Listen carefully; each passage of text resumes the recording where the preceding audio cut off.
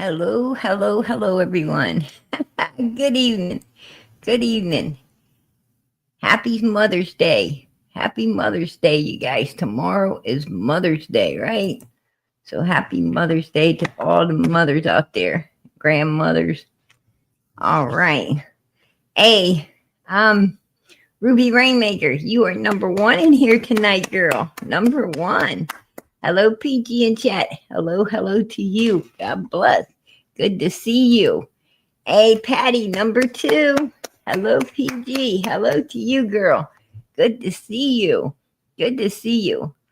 Absolutely happy early Mother's Day, PG, and all much love and prayers. Amen.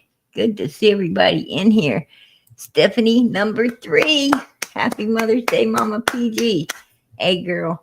Happy Mother's Day to you and all of those around you. God bless. And River Mom, number four. All right. Happy Mother's Day, PG. Hey, girl. Same to you. God bless. Good to see everybody in here. Good to see everybody in here. You know, you don't have to exactly, you know, birth a child to be a mother. You don't have to birth a child to be a mother. You know, if you're an aunt that watched over your nieces and nephews, or, you know, just took in neighbor kids and watched over them and so forth and so on, you know, that's the same thing as being a mother, right? The same thing as being a mother. If you've always watched over other children, you know, there's a lot of Sunday school teachers out there watching over children and so forth. You know, that's a motherly job right there. That's a motherly job. So, you know, you don't, like I said, you don't have to actually give birth to a child to actually be a mother. You just have to, you know, have the kindness and love and caring in your heart that wants to watch over and keep children safe, because that's what mothers do, right? That's what mothers do. Amen. All right, girl. River Mom, you are number four in here tonight. God bless. God bless. Hey, Georgia, how you doing, sweetie? Good to see you in here. Wanda, D-Hex, Tiger Mom, Kathy. How's everybody doing? Spread love. There you are. Hey, Jenna, good to see you. Happy Mother's Day, PG. Happy Mother's Day to you. North Wisconsin, how you doing, sweetie? Betty. Hey, Patty, how's it going? Brandy, good to see you. Dee says, hi, PG in chat. Much, much love. Much love to you. God bless. Oh, that is beautiful. Absolutely beautiful. Happy Mother's Day, PG. Thank you for what you do. Hey, girl, I appreciate what all you guys do. What all of you guys do. God bless. Hey, Steve. He says, hey, PG. Hey. How you doing tonight? Good to see you. Seahawk, how you doing, sweetie? There's Wanda. Aunt Sherry. Happy Mother's Day. Happy Mother's Day, Aunt Sherry. God bless, honey. God bless. There's D. Hicks. How you doing, sweetie? Says happy Mother's Day as well. Grieving Mama. Beautiful, beautiful. Absolutely beautiful. Prayers and justice for Summer Moon, Utah Wells. Prayers for Summer's brothers to find peace. Amen. Absolutely. I appreciate that. I appreciate it. God bless. Summer Moon, Utah Wells. Amen. Hello, PG Mods in chat. Happy Mother's Day tomorrow. My son-in-law took me and my daughter out to eat Chinese. All right. There you go. There you go. Absolutely. They went out for Chinese. Hey, girl. You know, I love Chinese, but it's one of those things you got to be in a mood for, right? You got to be in a mood for Chinese food. At least I do.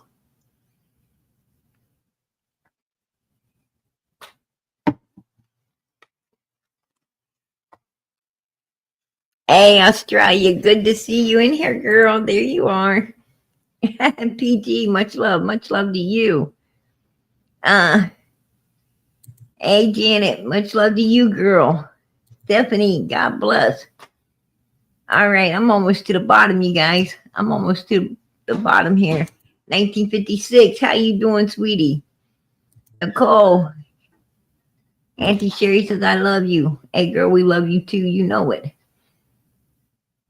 Summer Moon, Utah Wells. Forever and always will be, always will never give up. No, girl, we ain't giving up, are we? I don't leave ever, PG. uh, yeah.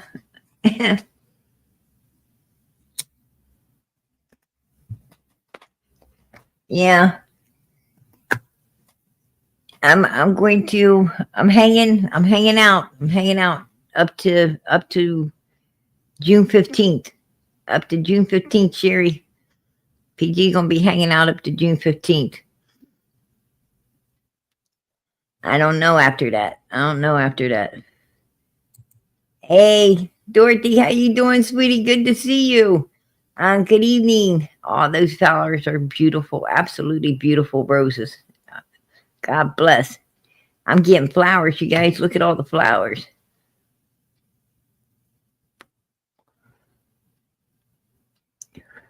Oh, Grieving Mama says, Happy Mother's Day, PG, and all the mothers in here. Amen. Absolutely. I appreciate that, Janet. Please do. Please hit that thumbs up for Summer's channel. It allows it helps the channel, allows these kids, missing children, to get out there and in the world, and people looking and helping and doing for them. So please hit that thumbs up. Absolutely. Um, and I also ask that you hit the thumbs up for Summer. You know, I truly believe Summer's in heaven, and like we can look up to see the stars, it's very possible she could look down and see all the thumbs going up for her, and the support going up for her here on earth. Summer didn't, we got to remember, Summer didn't have a whole lot of love on this earth. She didn't have a whole lot of support on this earth as well. And now she does. Now she does. And you think God ain't gonna let her see that? You think he ain't gonna let her see what she didn't ever have before? Absolutely he is. So hit those thumbs up. Hit them in every channel. Hit those thumbs up in every channel that's working for these missing kids. Hit those thumbs up and send them thumbs up to heaven, man. Let these kids know how much you care and love them. Absolutely. In every channel, not just PG's channel, but every channel. Absolutely. Hey, Brat, good to see you, girl. Good evening, PG. Much love. God bless. Summer Moon, Utah Wells Army. Uh, Miss Norway, to everyone in chat. Prayers, and more prayers. Hey, Brat. God bless, girl. I appreciate all of that. Amen. Amen. That's what I say. I say amen. All right, I think I'm at the bottom now. I miss Kathy. Hey, Kathy, how you doing, sweetie? How you doing? Hello, everyone. Hello to you. Hello to you. Hey, Tiger Mama. Much love, Brett. Love you, sis. Oh, that is so sweet, girl. That's why I love Summer's Army. I love this. I love this particular channel right here because everybody is so kind and caring, not just for the missing kids, but to one another. And that's amazing. It's amazing to see that. Because in a lot of chats, you don't see all this love and prayers. In a lot of chats, you just see a lot of hatred. Right? You see a lot of hatred and anger going on in there. And it's like, whoa, it shouldn't be. It shouldn't be. All right.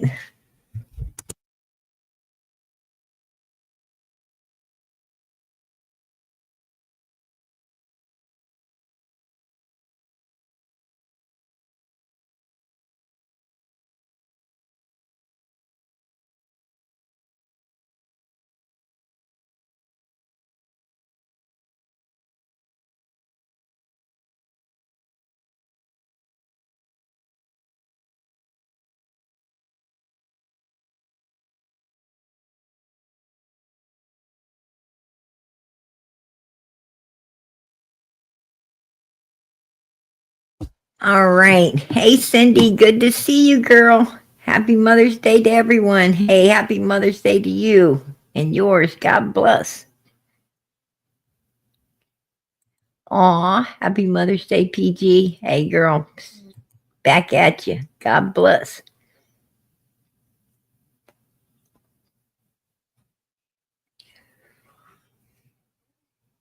Ah, that is so sweet, Patty. This is the only place I feel there's love. God's here. But I pray for all the missing kids. Amen. Absolutely.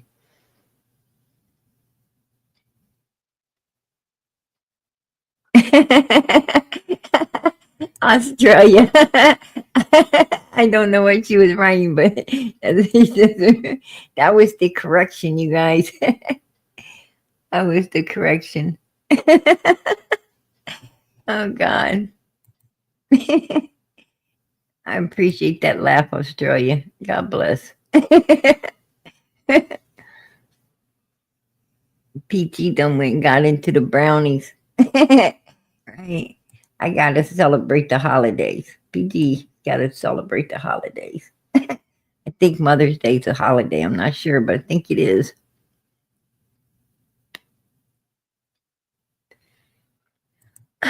I got 2 coffees in bed this morning for Mother's Day. Hey, girl, there you go. There you go. That's sweet. That's sweet. My kids said, "Get your ass up and get your own coffee, Ma." Right? While you're at it, could you get us some breakfast? I'll tell you, I get treated like a dog. Right?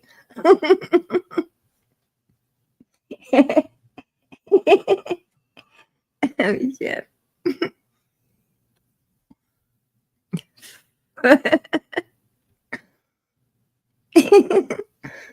Hey, banana nana.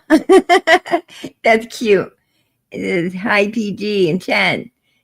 I know about the case new member. Happy Mother's Day to all of you mothers. Hey girl, well, first of all, welcome to Summer's channel and happy Mother's Day to you as well. God bless. Oh wow, Australia. I got super sticker. All right. I appreciate that, girl. Absolutely. I do. I appreciate you supporting Summer's channel. God bless. All right. A lot's going on. Did put a one in the chat. Put a one in the chat if you've seen Candace go live today. She went live earlier today. Did you anybody else catch that? Did anybody else catch her live?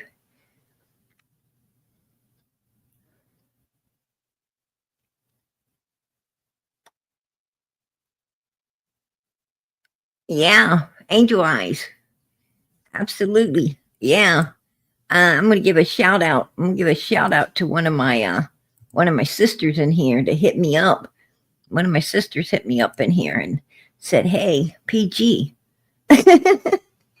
Candace just went live." I said, "What?" Yeah, and I had to go look, and we talked about it a little bit, but I went and took a look, and yeah, she sure did. I was like, "Whoa, okay, wow." Anyway, and I'm going to tell you, it was some good stuff, you guys. It was some good stuff. Do tell stuff. Do tell stuff. Right? Mm-hmm.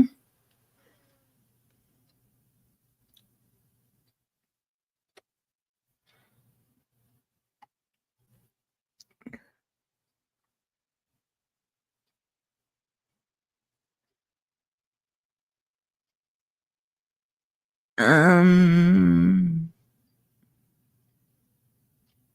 I don't know. All right. I don't know. Um, she said, I don't watch her.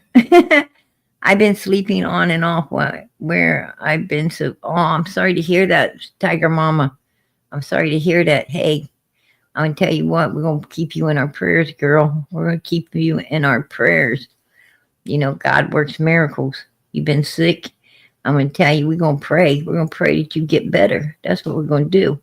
We're going to pray to God that Jesus takes a walk through your house and touches you so you could be healed up and get back on your feet, girl. God bless. Absolutely. Yeah, I'm going to do tell, spread love. Absolutely. I am going to do tell. Absolutely, I am. I'm going to tell you, it is do tell worthy, right? And thanks, PG. My heart is giving me so much trouble. Hey, girl, I'm going to tell you, um, you want to fix that? Just be like PG, don't have one. Right? Just be like me, don't have one. You don't have to worry about it. Right? PG don't have no brains, no heart. Right? I got no brains or heart. So I don't have to worry about that. Don't go to doctors for those things. Can't find one anyway. Right? I thought I was sitting on my brain, but the doctor informed me that no, ain't one there either.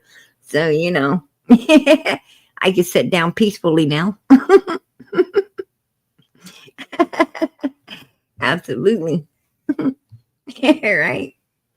But anyway, listen. Yeah, it was so weird because Candace starts up this live and you can't see nothing. Like nothing. Like she was hiding it, right? Like she was hiding it. I don't know where she's hiding it, but where she's hiding it, it was dark. It was definitely somewhere that the sun don't shine. You're right.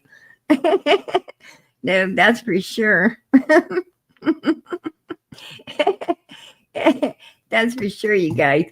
But anyway, I want you guys to listen to this for real, for realsy. Listen to this. Has actually taken out life insurance policy for £2 million on that. Well, He has to make a decision because he can't make it otherwise. We know that he's insured for money. Should she die he's about to become incredibly wealthy, and that's going to fund a new life with his mother in Australia.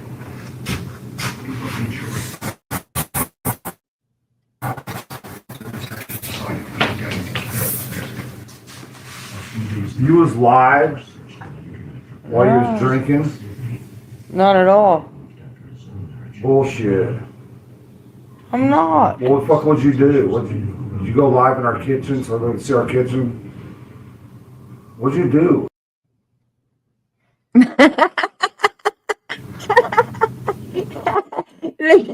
Listen what he said. Listen what he said. You was live while you was drinking? Not at all.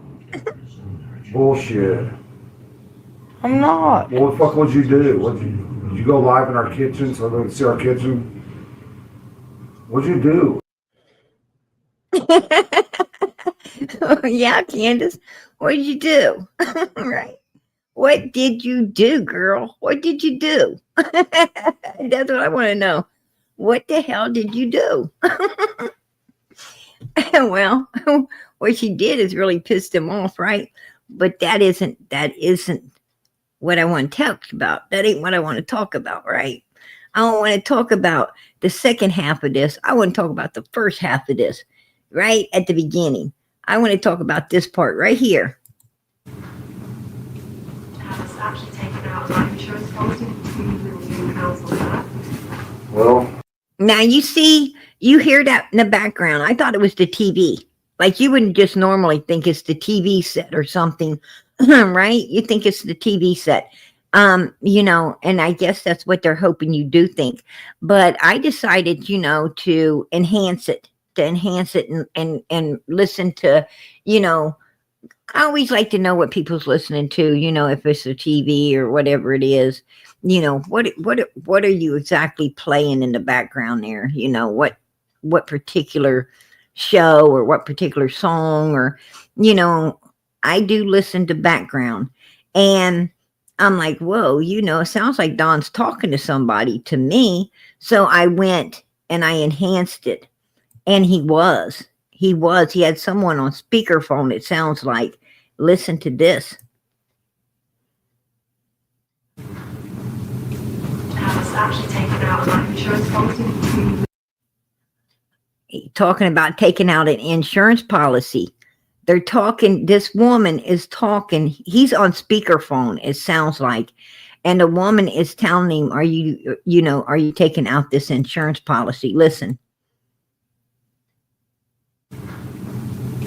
Has actually taken out a life insurance policy with £2 million on that. Well, See? And Don answers. He says, well, she asked us what, about this insurance policy. Is what she's asking about. He has to make a decision because behavior-wise. And he's like, yeah, she said you can be, she's telling him you have to keep up with it or whatever, you're going to get penalized. And he's like, yeah. And she tells him about the, she goes on talking. Should she die? He's about to become incredibly well. And that's going to fund a new life. Australia.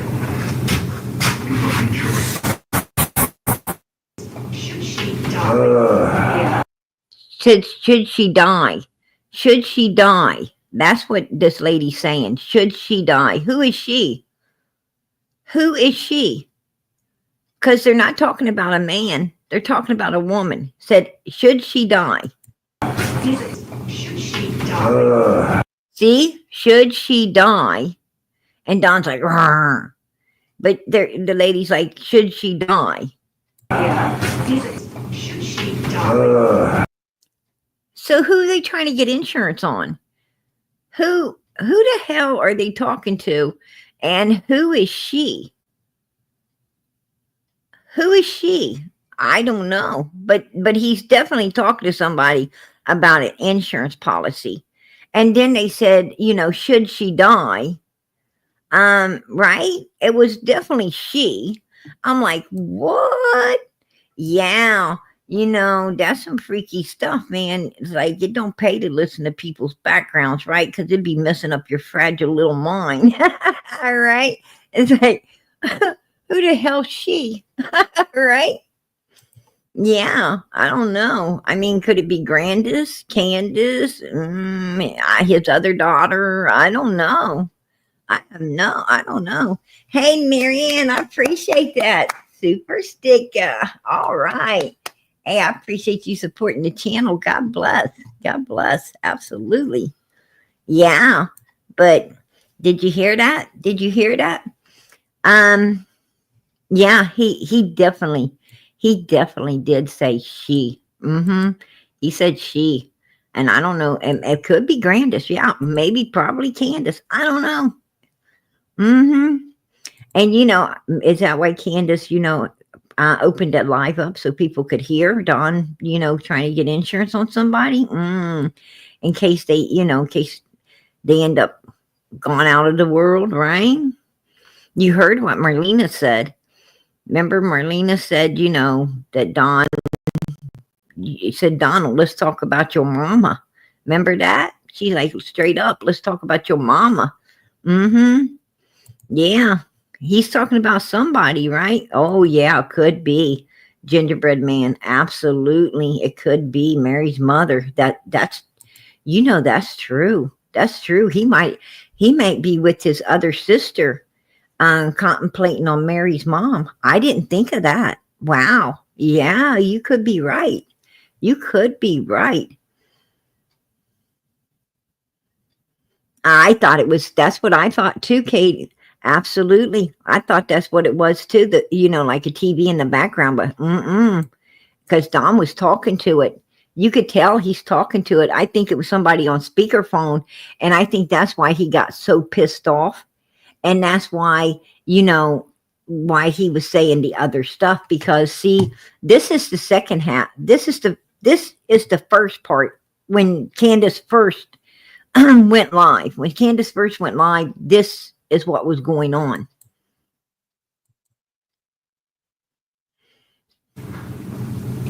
Has actually taken out a life insurance policy with £2 million on that. well. See? Don's answering. He says, well, yeah. But she keeps talking, and his yell came a little late. He has to make a decision because behavior-wise, we know that he's short of money. Should die? See, should she die? Are you looking to take out an insurance policy? Well, and she goes on to say about the policy, and he says, yeah. And then she goes on to, and he's like, should she die? And he's like, and then, so yeah, it's like he's answering. It sounds like a phone call to me. That's what it sounds like to me. It sounds like he's talking to someone about an insurance policy for somebody on speakerphone. And that's why he got so damn pissed off. That's why he got so damn pissed off over here at the second half of this right here. Because he realized Candace had him live. See, listen. You was live? See? You were live? And you don't hear the TV playing now. If there's a TV playing, why ain't you hearing the TV playing now? While you was drinking? Not at all. Bullshit. I'm not. Well, what the fuck would you do? Did you go live in our kitchen so they could see our kitchen? See, what the fuck did you do? He knows that she caught his ass with that open speakerphone. He had the person on speakerphone. That's what it was. And she knows that Candace caught his ass on the live talking about this insurance policy. It wasn't nothing to do with their kid. I'm like, what the hell is he talking about? What's up with their kitchen, right? I'm like, what's up with their kitchen? Because me and, my sister, we were talking about this, like, one of my sisters in here, we was talking about, she said he probably used up all the spoons. All right. I thought that was a good one. Then I said, I probably ran out of what and trying to use a turkey baster. And, so anyway, we were just kidding, joking and stuff over on Facebook. And I was like, but it kind of bothered me. I'm like, what's up with that? What the hell's up with the kitchen? What's going on with the kitchen? So I decided, what the hell was going on in the background? What was that TV playing? Because I thought it was a TV too, until I enhanced it, took it over, really listened to it, enhanced it and everything. And then I'm like, oh, hell no, that's a speakerphone call. He had this person on speakerphone, and Candace, she went live to let everybody, obviously she wanted us all to know that Don's up to some shit with somebody, he's trying to get insurance on somebody, and it's definitely a woman. It's a she. And, maybe it is Candace, maybe it's Grandis, maybe like Mary's mom, we don't know. But, Candace captured him on his, on his call, because, if you listen back here, should she die? Okay, he's talking to this person about insurance back here. And, and if it was a TV, well, you would have heard the TV here. You was live? See? While you was drinking? Honey, that was a phone call. What we heard was we overheard a phone call going on between Dawn and somebody selling insurance. That's what we heard.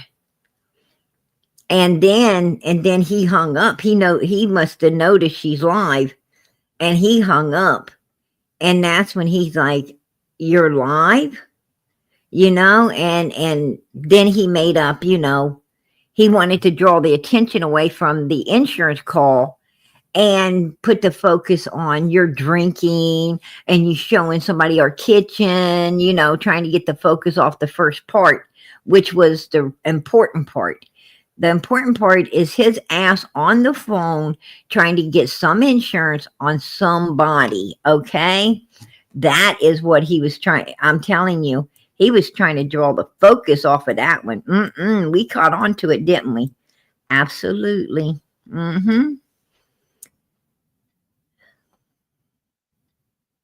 Yeah, I'm going to tell you something. Yeah, so Candace was drinking like she does all the time when they was doing lives, right? I mean, I was laughing because I'm like, is this the same person that, was, doing we know what on the lives, way worse than drinking, right? Like this wouldn't be if Candace was drinking, so what? We've seen that before. You know, she drinks. Everybody knows it. Big deal. You know, and it ain't like she's got any kids or anybody is going to be bothering anymore, right? So, you know, have at it, baby. Nobody cares. And neither did Don. He just wanted to use that as a distraction from that phone call we heard. That's what he wanted to do. I'm telling you. And, you know, and they was hoping you would think that was a TV set. Nope. That was an insurance phone call between Don Wells and some woman, you know, about getting insurance on a she. It wasn't about no he. It was about a she, right? He's I'm gonna tell you, they moved to insurance policies now. That's not good. That's not because when I first heard it, you know, about the insurance, I was like, oh my gosh, you know, they're not trying to get insurance on the boys or something, right? And then possibly something happened to the boys. But they said she. And then I'm like, oh hell, who's she? Because you know, Summer's missing. They ain't gonna be getting nothing on Summer. So who's left? Who's left? And you know, Candace, his other daughter. You know, that's about the only people. But then you know, it was so right. It was so right because it could be Mary's mom. I don't know. Right? I have no idea. That's really weird.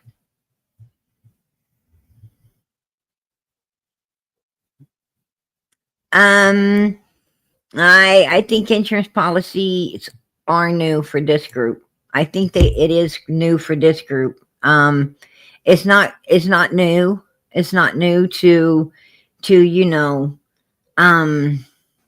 other people. They're like slow. They're like slow into the game. They're you know, and they're slow. And what I'm saying is, you know, this seems like occult activity. It seems like occult activity, but delayed occult activity. What I'm saying is, you know, I really do think there's different levels of, you know, different levels to the occult. And you got like, you know, the high levels and then it trickles down. And I think that, you know, it's kind of like the fad, okay, like a hairstyle or certain music or certain, you know, fashion design and stuff like that. Like you got Hollywood gets it first, right? You got the rich people that get it, and then you got, you know, Hollywood ends up getting it, and then after Hollywood you got, you know, the higher rich getting it after Hollywood, like, you know, doctors, lawyers, judges, stuff like that. And then, you know, it twinkles down, and then, you know, like it'll hit the upper class areas, the upper class, not really super rich, but upper class areas. And then it'll twinkle itself down to, you know, the middle class. And then, you know, by the time the style's ready to go out, you know, the lower class people are, you know, finally stepping into it. Like lower class people always, you know, they're always like way freaking behind, right? Because when it first comes out, they really couldn't afford it anyway. So they got to wait till prices go down in order to be able to, you know, pack the fashion as well. But, you know, and I think that's why, you know, it doesn't really go completely out of style until, you know, it makes all of its money, even off the poor people. It does it right through the poor people as well.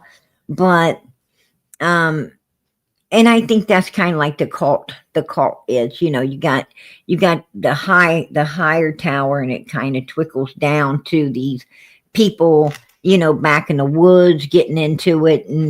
And, you know, because I'm telling you, I know for a fact that shit, man, like it's been a few years ago, you know, the cult was the cult was insuring it up on people and doing this, what they're just now getting into, right?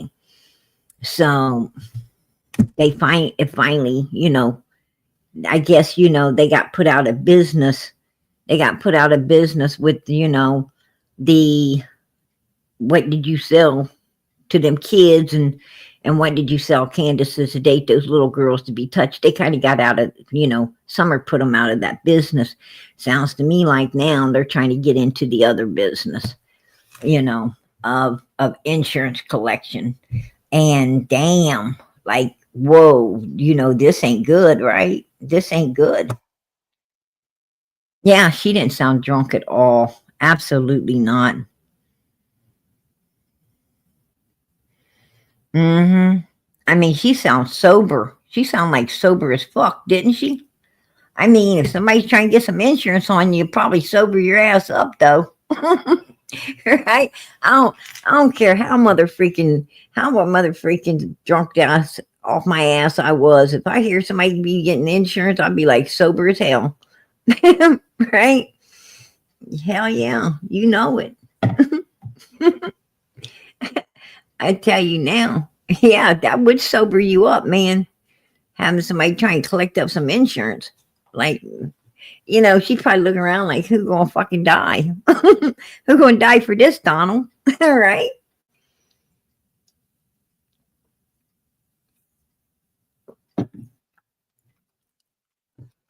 I'm gonna tell you, and the sad thing is,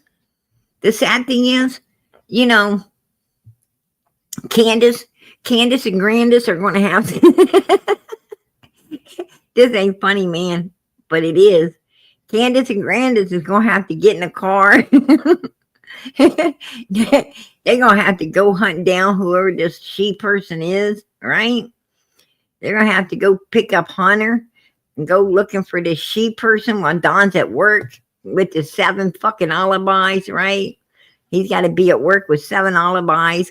Andy will be at work with his freaking alibis, right? Yeah, it's gonna be some shit, ma'am. I don't know who she is. I don't know who the hell she is, but I'm gonna tell you one thing. I'm pretty sure Don ain't gonna be the one taking them out, right? I'm pretty sure he ain't gonna be the one taking them out.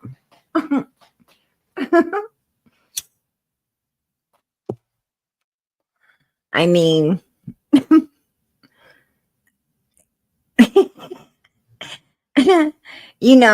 here's my thing. I mean, I hate to say this, man, but I heard, I don't know, allegedly, I gotta say allegedly, you guys, but allegedly I heard that, you remember when they had the Christmas thing at the mall? The Christmas tree thing at the mall, and Don and Candace showed up. Put a 1 in the chat if you remember that. Because I do. I remember it. They's in there. These are not people who should be around any children or a missing child's tree, right? They shouldn't even be around a missing child's tree. What the fuck? I don't even know why somebody invite them.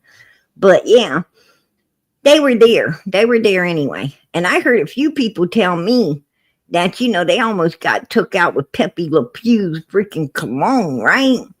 They told me that Candace come up in there, man, like straight up Pepe Le Pew in them.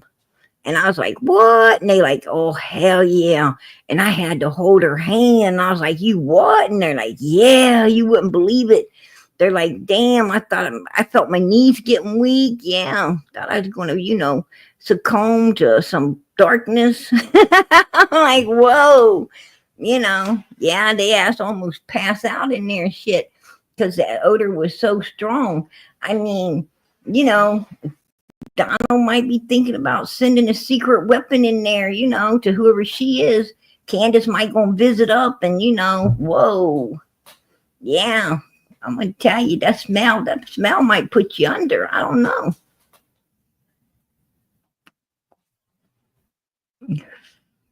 That's what I'm talking about.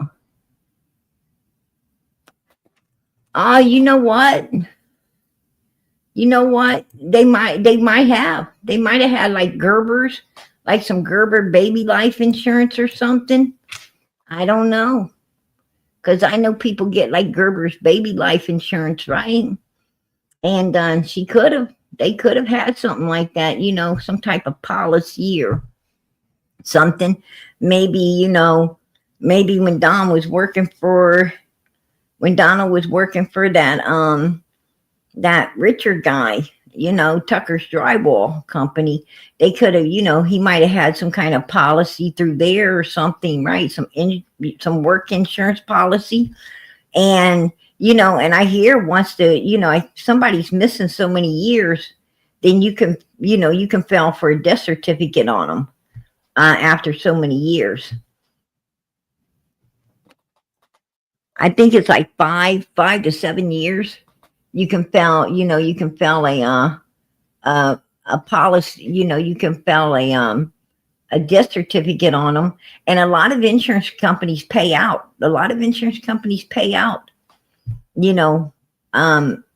After that. If you had life insurance on a person and they went missing, like that, and they wasn't found, then what happens is, you have to wait.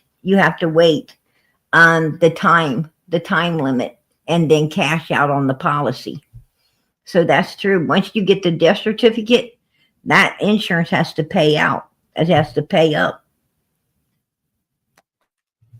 That's true. Yeah, right? Maybe. Well, she was right there recording it. She was right there. She knows who it was on. Candace knows who the hell it was on because she's right there recording it, right? She was like, maybe it was her. Because, she's like, if something happens to me, you guys heard Donnie getting the insurance policy, right? Hey, Carla, appreciate that. All right, super sticker. All right, girl, appreciate it. God bless. I appreciate you supporting Summer's channel. Amen. Oh yeah, might be why he exploded. Yeah, he did explode, didn't he? That was some funny stuff, girl. That was funny to me. Yeah, she might know it's not her. I'm gonna tell you, Candace, man, I'm gonna tell you, that chick right there. Oh, let me tell you right now, she's a crafty cunning, one of them cunning bitches. You got to be careful with her. You got to be real careful with her. And I'm saying is, she's always out to see Don. She's always out to see Donald get put in jail, right? She's always out to see Don put in jail.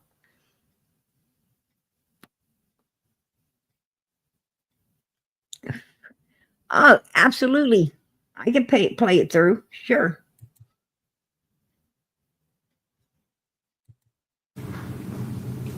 Has actually taken out a life insurance policy, £2 million on that.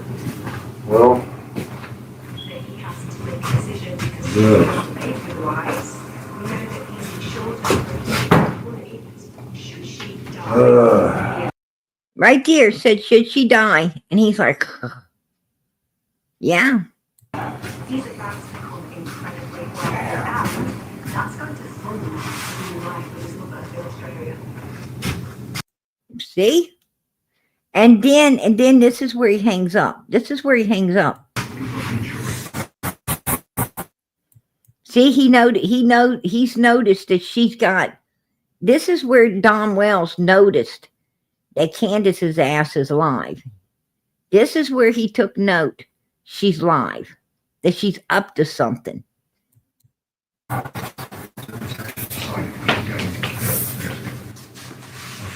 he was live while he was drinking.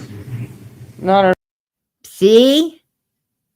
You're live while you're drinking. See, he had to think of something real quick because he knew that she mother freaking recorded his little phone conversation. at all. Bullshit. I'm not. What the fuck would you do? Yeah, see, she's not messed up. Candace is not drunk right now. Did you go live in our kitchen so they can see our kitchen? What'd you do? I tell you what she did. She went, what she did, she went live, recorded to her ass, talking to somebody about that life insurance policy, dog. she, she got you busted, disgusted, and can't be trusted. That's what she did. That's what she did, Donald. I love it, man. I love it. This is a good one. This is absolutely a good one, you guys. Right? Oh, shit.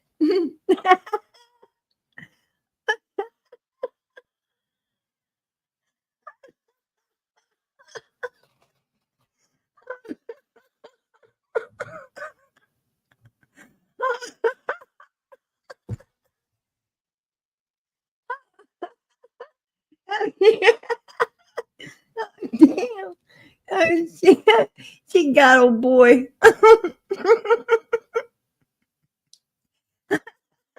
I mean, you could learn from Candace, right? you could learn. You could learn some dirty tricks right there. uh, shit. she got you, Donald. Oh shit. Yeah, the caller did said if she dies, right?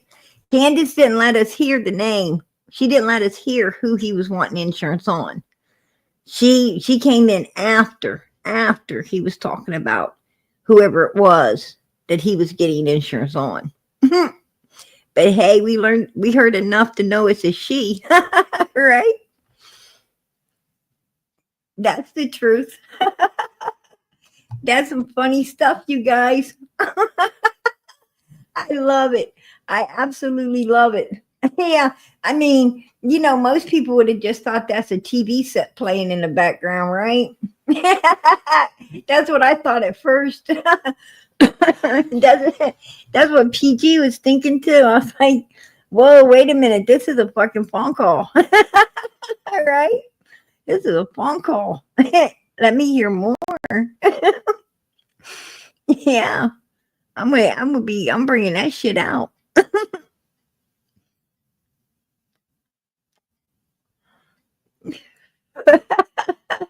And she said, I'm going to grab me one of Mama PG's brownies. Hey, girl, I'm going to tell you, my brownies are good. Right? They make you feel good, too. Real damn good.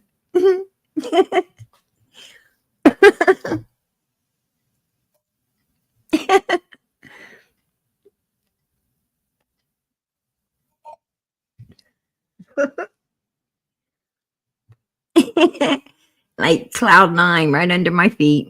I don't plan on going down. Right? Going up.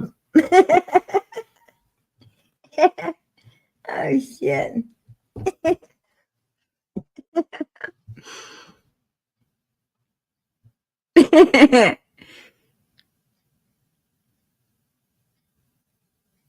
Right? Yeah. I don't know. I don't know who he's getting it on.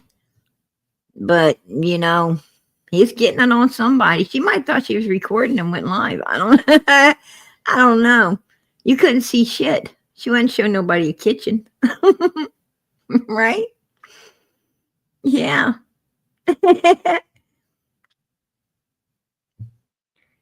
Yeah, I'm telling you.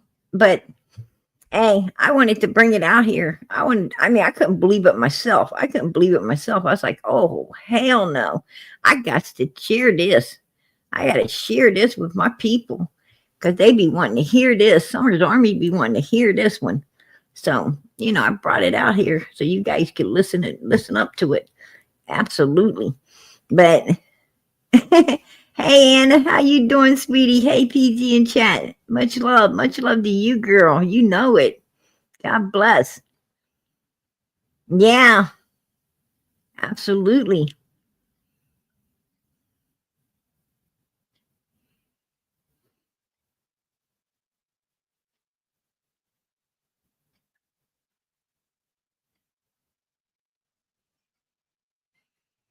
Yeah, that's true, April. That's true. I mean, you know, I'm going to tell you, there's an old saying, man, if they, if somebody off one person, they'll off another, right?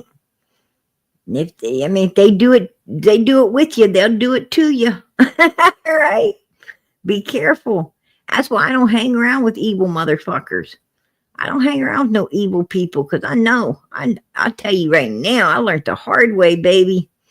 I learned the hard way. I'm going to tell you, I know if they'd be doing it with you, they will do it to you. I mean, with friends like that, you don't need no enemies. Trust me. And, I'll say this, I'll say this loud and proud. Family will fuck you first. Family will fuck you first.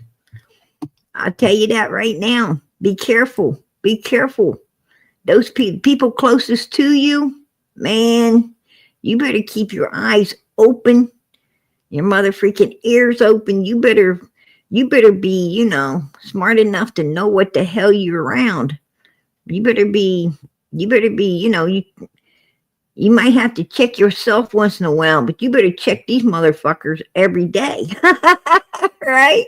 You gotta check the people around you every day. They might change like the wind. You gotta know what you're around because I tell you, this world's getting evil. This world's getting evil. And you think you know people. You don't know nobody, man. You don't even know yourself. How many times you do something, you're like, damn, did I do that? Right? Yeah, you don't even know yourself. How the hell you going to know anybody else? That's crazy. I wouldn't be trusting, especially people like this right here. Right? They real cray. That ain't my opinion. That's the truth. And something gotta be wrong with you if you're sitting around, sucking down a whole bottles of R&R and a bunch of illegal substances and shit. When you start putting stuff like that before your kids and before your home and before your, before you, these people are promising. They, Don Wells and Candace, and these are people who promise. There's an old saying as well. You can promise your back, but you can't promise your belly. These motherfuckers are promising their bellies because they got habits. They got habits that's taken away, all the food out of their mouth. You know what I'm saying? And you got to be careful. You got to be careful when you're around people like that. Yeah. Because, they're capable of doing anything. When people don't care about themselves, they sure the hell ain't going to be caring about you or anyone else. And that's the truth.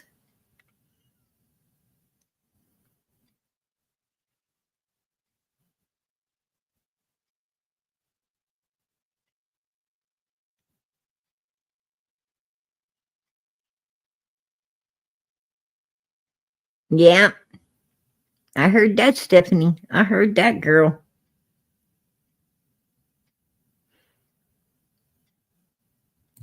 Oh, wow. Hey, Angel Girl. I appreciate that. Happy Mother's Day to all the beautiful mothers. May God bless all of you. Hey, girl. God bless you. Happy Mother's Day.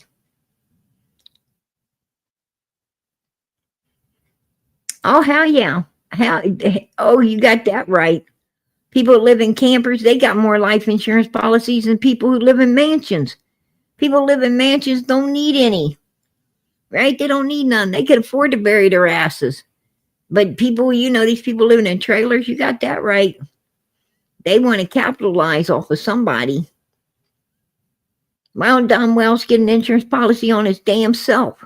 Right? Want to get an insurance policy on himself. Candace should be calling somebody and get one on him, see how he likes it. Right? She should call up somebody and get one on, ask about one on him. See how he likes it. I mean, what's good for the goose is good for the gander, right? It's all fair play.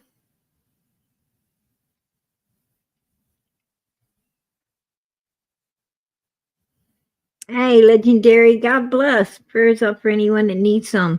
Hey, girl, I think everybody needs prayer. God bless.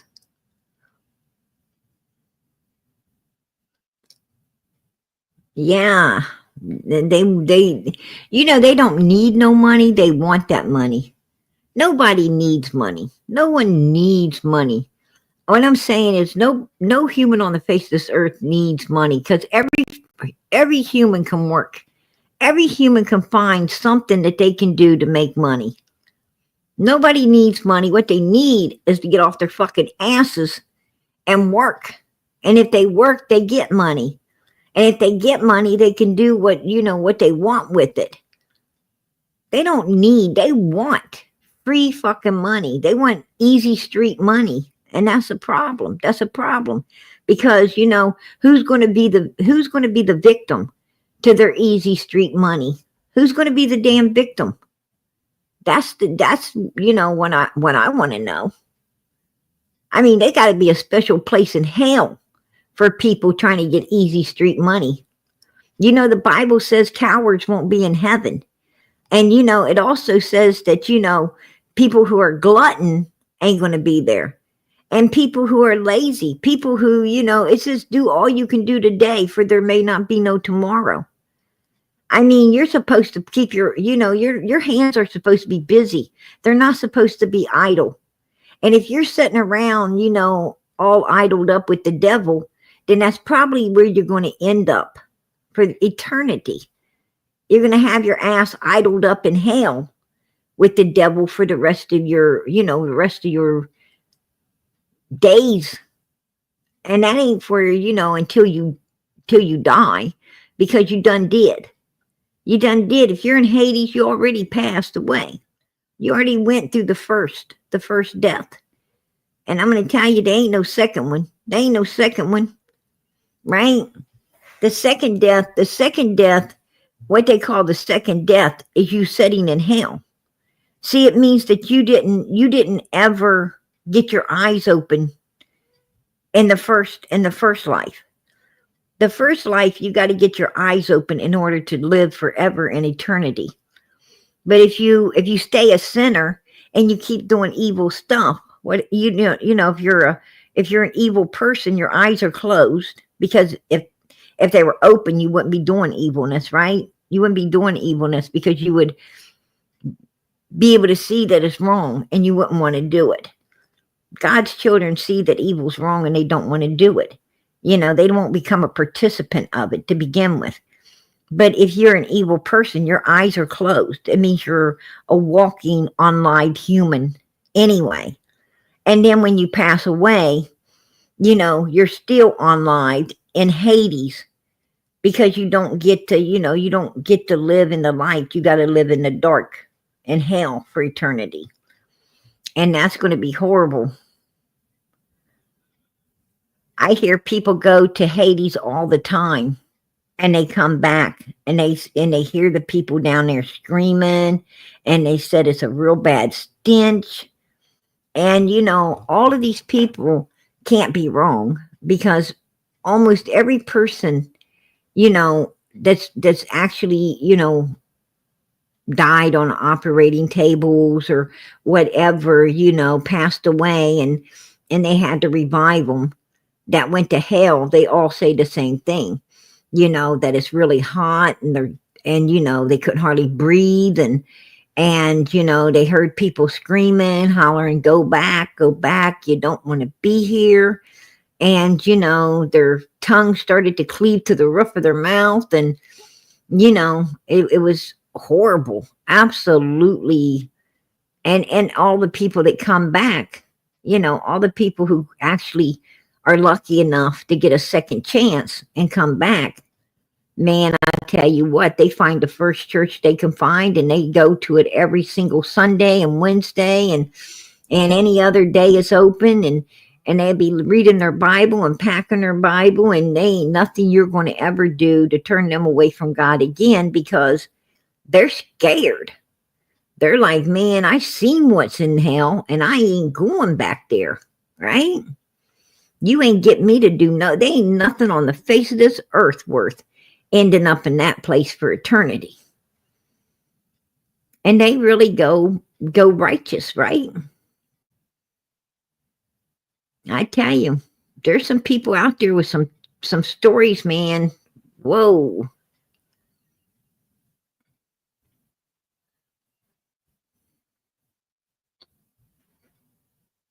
Yeah, that's true, the jab. Absolutely. That's true. There's some people just pure freaking evil. And I'll tell you, I've run across quite a few of them. I ran across quite a few of them. I mean, I can't lie. I've been around people so damn evil that, man, I prayed to God would just, just take them out of this world. That's how evil they were. That's how evil of people I've been around in my life. Right? I'm going to tell you, I've been around some real freaking evil. No lie.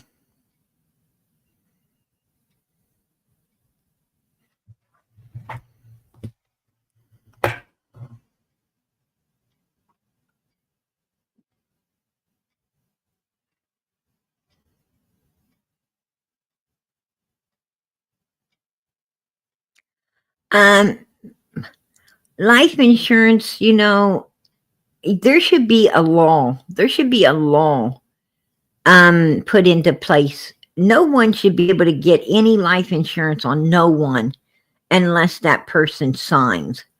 Unless the person, unless that person is willing to sign, for that insurance, there should be none. And there should be a database. There should be a big database where people could check to see if there's any type of insurance on them. I think I think it should be public. I think it should be made public.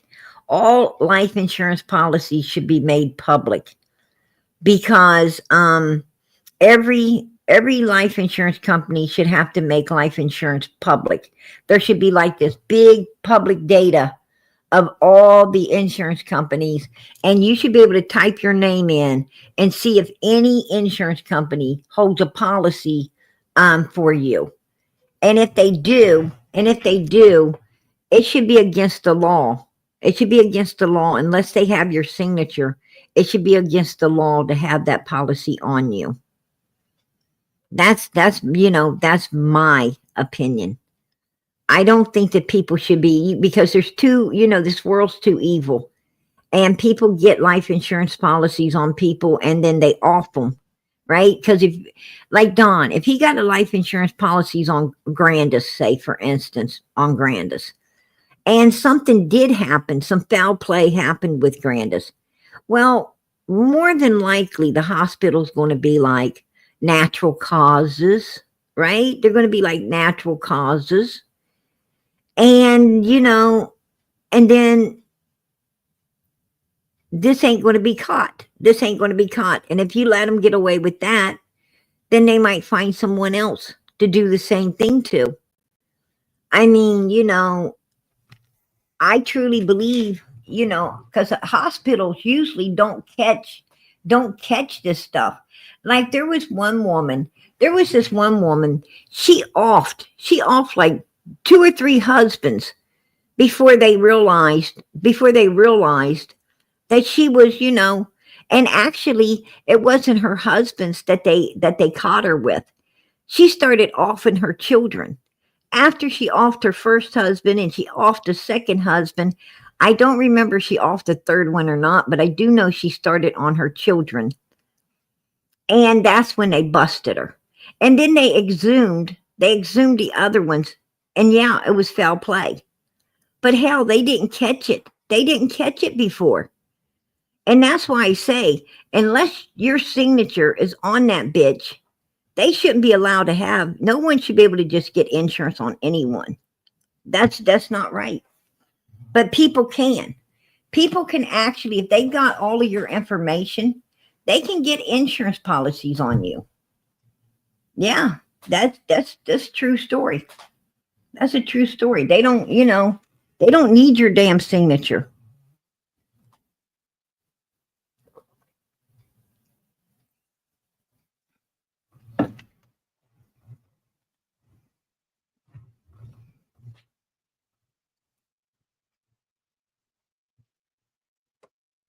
Yeah. Like Candace and Donald, they could get insurance on Grandis. They could actually get insurance policy on Grandma. They don't need her they don't need her signature. They just all they need is her information. That's all they need is her information. And they can get that shit over the phone. They can get it over the phone. And I don't think, I don't think that shit should be allowed. I don't think it should be allowed at all.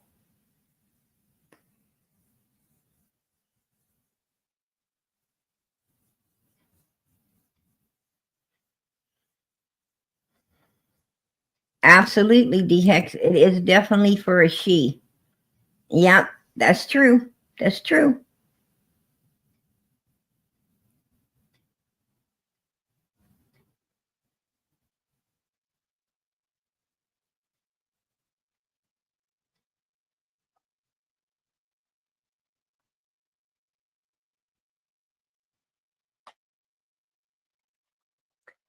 I couldn't on my ex-husband because I had no update address. There you go, girl. You should have got that before he left, right? Should have got that before he left and kept paying on it. Right.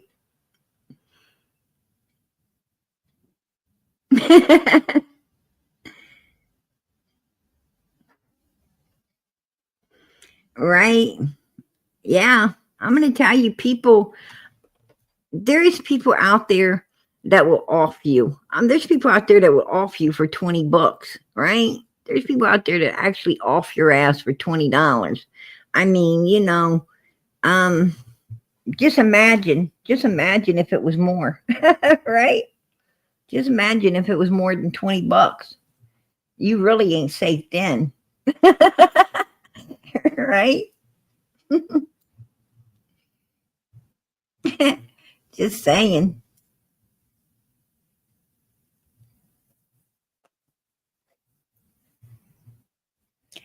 It doesn't matter. It doesn't matter how many kids you have or how many grandkids you have because the person puts their name on the policy. Your kids don't get it. Your grandkids don't get it. The person, when you pass away, the person goes and obtains your death certificate. They take your death certificate to the insurance company. They turn it into the insurance company, and the insurance company cuts them a check. Your grandkids, your kids, nobody knows about it. Nobody knows about that except the insurance company and the person who gave the death certificate on to them, showing that you were, you are bona fidely gone, right? You're deceased. And then the insurance company cuts them a check, gives it to them. They take it to their bank. They put it in their bank, and no one ever knows. No one ever knows. And that's why I said, there should be a big database. There should have to be a public database with every single insurance company would have to, pay to be a part of it. And everyone that they insure should have to be put into that public database. The person that they insured should be put in there. Now, they don't have to show who took the insurance policy out.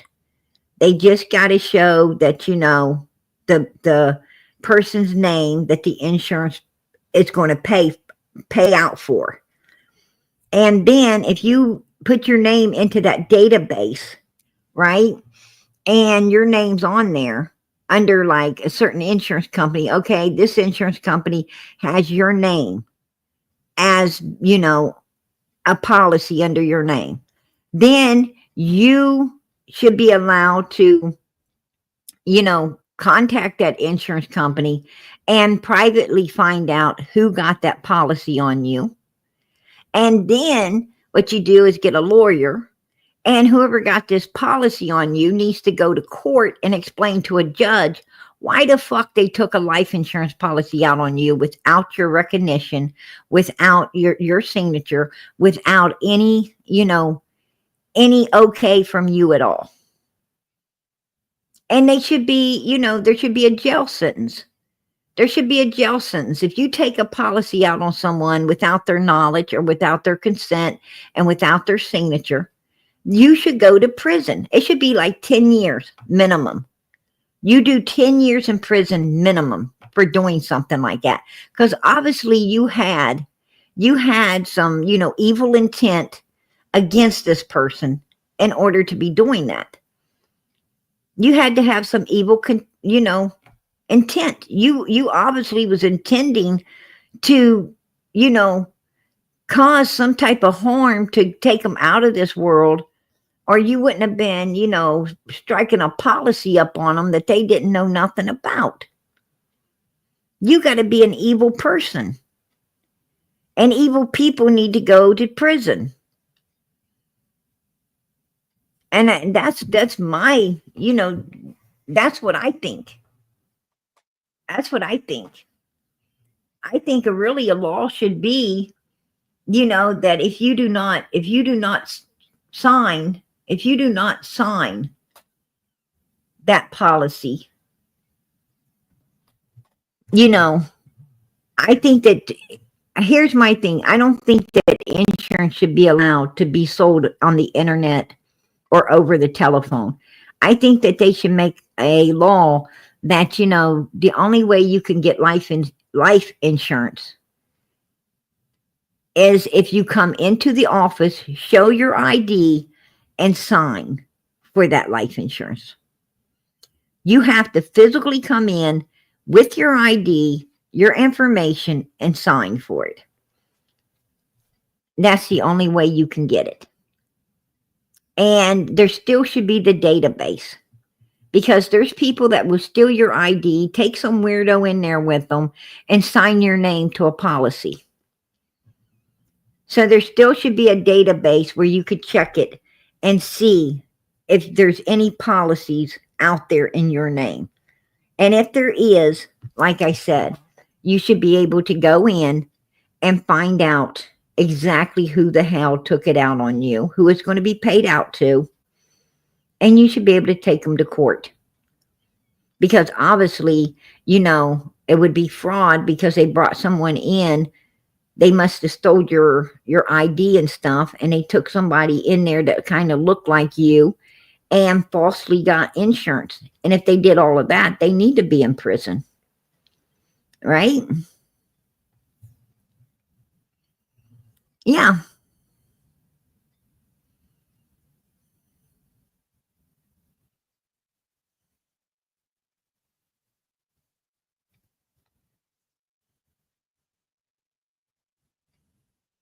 Yeah, it could be Pam. It could be Pam. I don't know.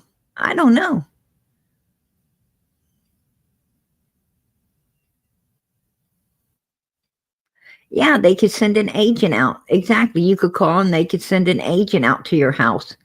Look over your ID and everything, and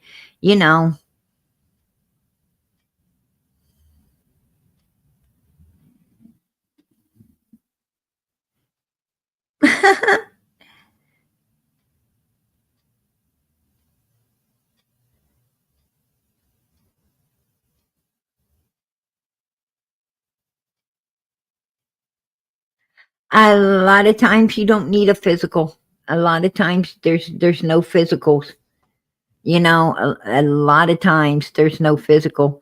I mean, sometimes you can get,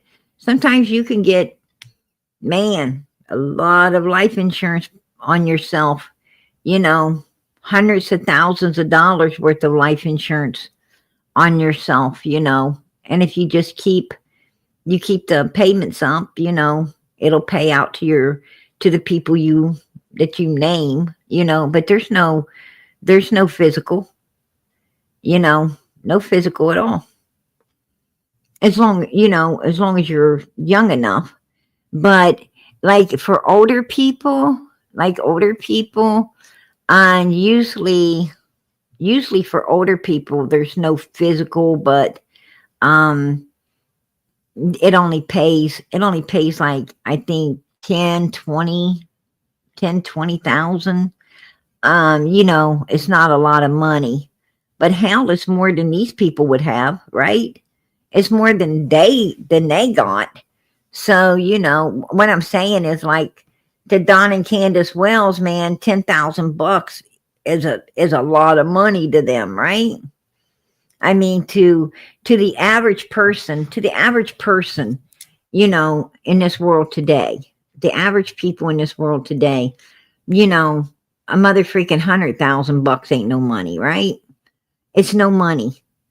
I mean, today, like, $100 is no money. You can shoot through $100. You could shoot through $100 in a couple hours. Just go to the grocery store. Your freaking $100 is gone. I'm talking one trip, 30 minutes, every fucking $100 is gone. I mean, you could go to the grocery store and shit, $300-400 gone, right? Money, $100 ain't nothing. $100 today is like 20. It's like $20 probably back in the freaking 50s. And if you had $20 back in the 50s, then you felt you had some money. But and today you can have $100 in your pocket and you're broke. You're freaking broke. Your ass is broke. But for Don and Candace Wells, they got $100 in their pocket, man. They think they're on easy fucking street. They think they're on easy street with $100. I mean, $100 is a lot of money to them. And you gotta be careful with people like that.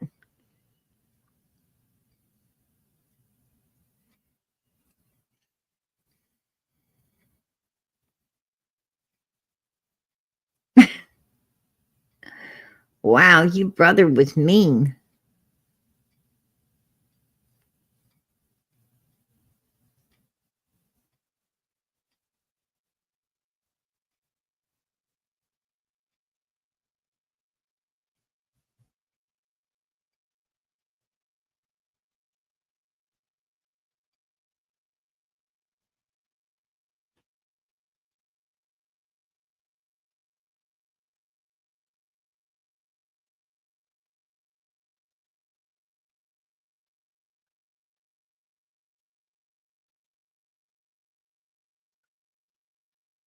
My ex-sister-in-law's man got 3/4 of a million. Gone in 3 years, and the home, well, you have to pay taxes. Gone, all of it. Wow. Yeah.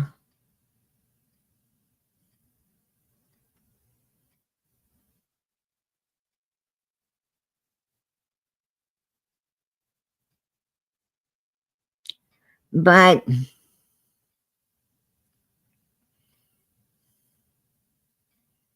3/4 of a million isn't very much. I mean, most homes cost that or more now. So 3/4 of a million, I mean, that's no money. That's no money. $1 million ain't no money in today's world. Most homes cost $500,000 or more. I mean, like if you find houses that are like $200,000-300,000, $400,000, you are lucky. You're lucky, because most homes are 400,000 or more in today's market. And I'm talking about some shitty ass throw together cracker box houses. That's what I'm talking about. I mean, these houses, the housing market, I mean, you ain't going to get a very nice home. If you want a nice home, you have to pay $500,000. You have to pay $500,000 to $1 million for a really nice home. If you want to live in a really nice home, It's a $500,000 to $1 million. Just saying. Houses are not cheap. Yeah, there ain't no more. There isn't no more freaking $100,000 homes. There is no more, usually from 100 to 300-400,000, it's junk. I mean, it's like mother freaking shacks. A bunch of shacks, like the houses you used to be able to pick up for, $5,000 to $10,000, 15,000. And those are the houses that now, them freaking sweat boxes, falling apart, look like Sanford and Son. Those are the houses that are going for, the 200,000 to 300,000 marks. The houses, if you want a really nice house, like say for instance, you want anything, any home that's like anywhere from three bedrooms or more, more than 1 or 2 bathrooms, you're going to pay $500,000 or more for your home. That's just the way it is. You might find a house that's got like like 100,000 square feet, right? Like for under $500,000.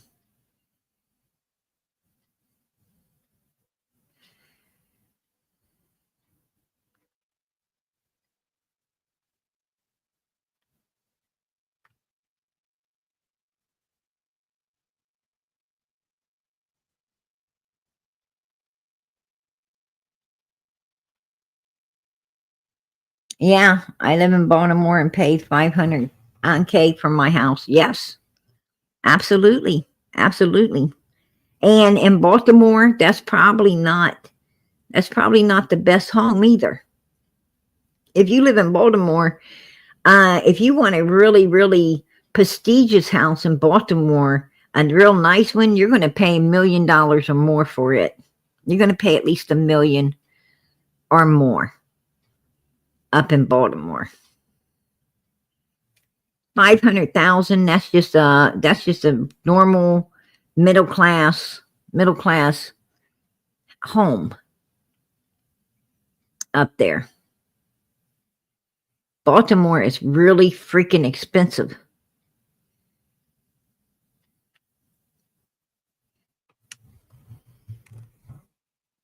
Yeah, absolutely. Oh, I'm going to tell you, Baltimore. Oh yeah, their houses are like, oh my gosh. You're going to pay a lot of money for like nothing. It's like New York City, like, living in Manhattan. It's like moving to Manhattan in New York.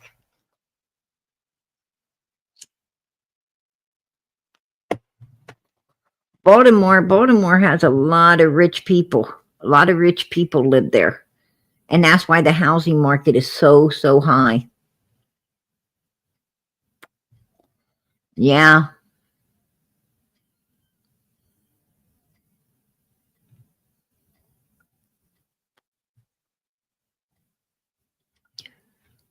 Yeah, it's super expensive.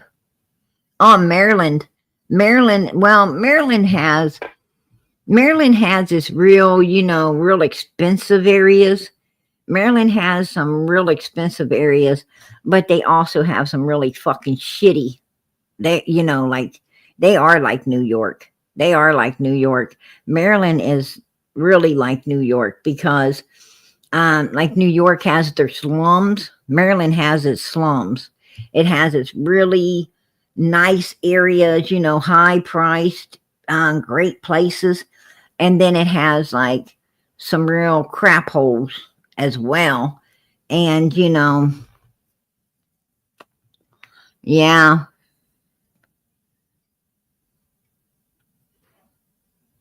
Yeah, I meant 1,000 square feet. That's exactly what I meant. I don't know what I was talking about, 100,000. Right? I have money on my mind and my mind on the money. Right? When I was talking about square footage, PG had her money on her mind and mind on my money, right? That's what I had. As I was talking about right there. Well, not my money. It costs to buy a house, right? PG ain't got no damn money. I'm broke, man. I'm a poor child. I'm what they call piss ass poor, right?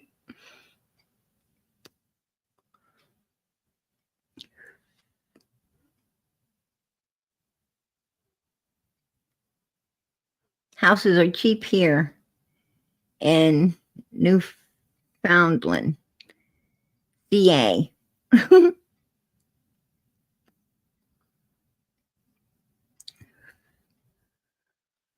Right?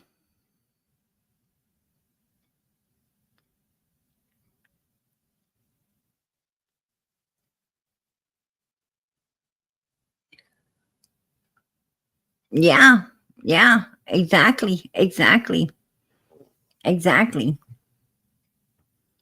I mean, you know, and you don't get nothing. You don't get nothing. I think I saw this one place. It was like, it wasn't even 1,000 square foot. It was like 800, 700 and something, 800 square feet. And, um, it was like, mother freaking, almost $1 million. And it was, I believe it was in Florida. It was in Florida. The house was in Florida. And it was like, yeah, it was like, wasn't even 800 square feet. And it was like, almost $1 million. It was just this little dinky one floor plan, freaking nothing, hardly no yard. And it was that expensive. I was like, wow, I couldn't believe that. I could not believe it. I think it was like you got 2 bedrooms, which couldn't be very big bedrooms at all. And you got a bath, you got a living, dining, and kitchen. I mean, you didn't hardly get nothing.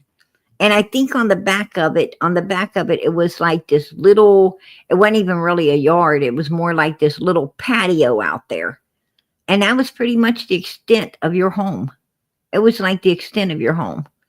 And that thing was like totally like, it was costly, very, very costly.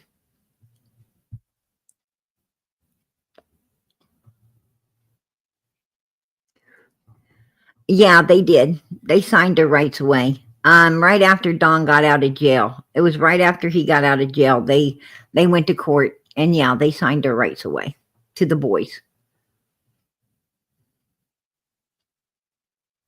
That's true. That's true.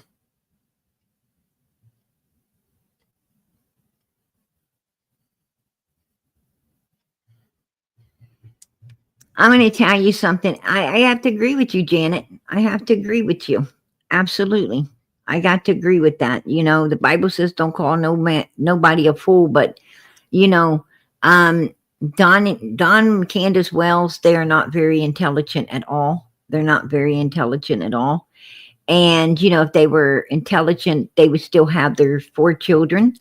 They would have a nicer home up on that property with Don working in construction the way the way he does. And Don could have actually tore down that whole entire place. He could have laid a brand new foundation. He could have, he could have built a whole new home up there on that property or down below, down on that flat land. He could have had a driveway that came in and one side right to the front door.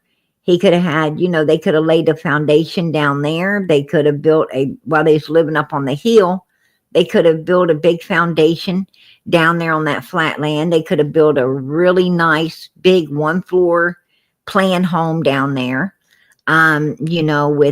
with 3 or 4 bedrooms, and they could have had a really nice, really nice kitchen and bathroom and everything. They could have built a super nice home with the money Don Wells made. Absolutely. They could have built a brand new home down there. And, you know, years ago, like when they first went down there and Don was working study, and they could have, you know, built them a nice home. They could have had it paid off by now, right? They could have paid it off and been living a pretty decent life. And they could have been down there right by the road, so it would have been easy to get out in the winter time. You know, they would have had an easy life. They wouldn't have had to be up on that damn hill or anything else. Matter of fact, they could have built another home up on that hill and rented it out to help pay for the house down below. They could have rented the house up on the hill out to someone and helped pay for the house below. They could, you know, they didn't have no brains. They had no brains. And Don could have also, you know, he also could have cleared some of that land off and sold it. He, you know, he owns 11 acres of land. He could have cleared, you know, some of that land and actually sold it off to, you know, and he could have probably sold to a lumber company. He could have probably sold a lot of those trees and stuff up there to a logging company or something and made some money as well. I mean, you know, they didn't use their brains.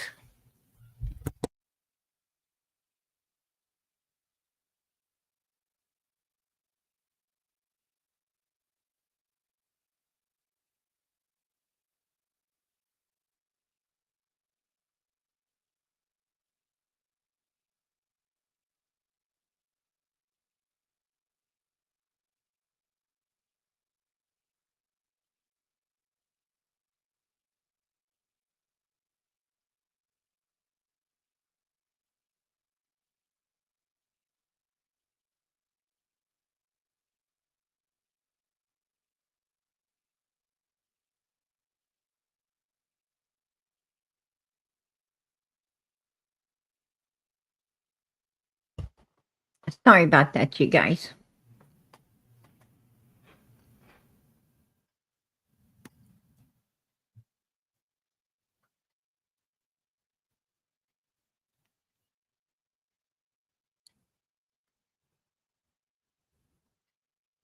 Wow, I didn't know that, the jab. So you got them a brand new refrigerator and they wasn't even getting the kids back. That's sad. That's sad. You know, they took a lot of people.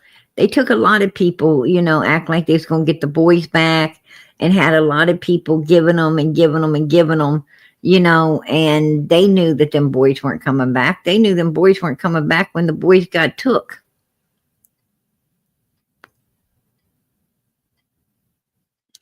Right, Shelley?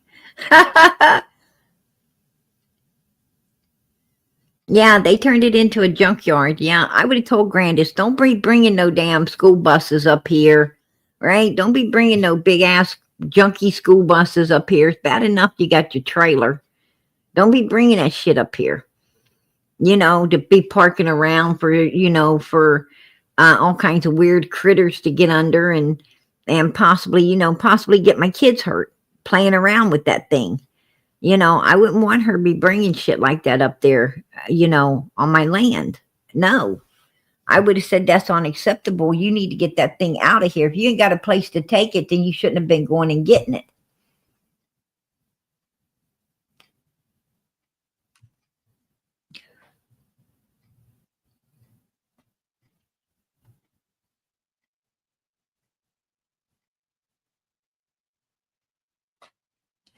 Yeah, the refrigerator was sitting inside the front door. When Chris McDonough went up there and they went inside the house, right when she went through that door, that was the freaking back door that she was going into. The basement door is supposed to be the front of the house. The back door was that kitchen door. Actually, the kitchen door they covered over and put that other door in the back of the house right there. that Chris went up in. That was where Don added on. But the original door to the back of the house was in the middle. Of that back door, and where the kitchen was. It was actually the real back door came out of the kitchen, not that add-on he put on there. But they covered the original kitchen door up. So yeah. And anyhow, I gotta wonder if law enforcement ever looked, because that kitchen door was still visible from the inside. I believe from the inside it was still visible. I would think that they might have checked the inside of there, to see if anything was hidden in there, like any of those clothing or anything was, hidden inside of that. But I don't know if they would have or not. I would have, but I don't know if law enforcement would have or not. But the point being is, right when you walked in that back door right there, and where the kids' beds, they had the bunk beds at the far wall, and she was putting the cats. Remember, she kept picking up the fucking cats all over the place. When you first walk in the door, there was a refrigerator right there when you walked in.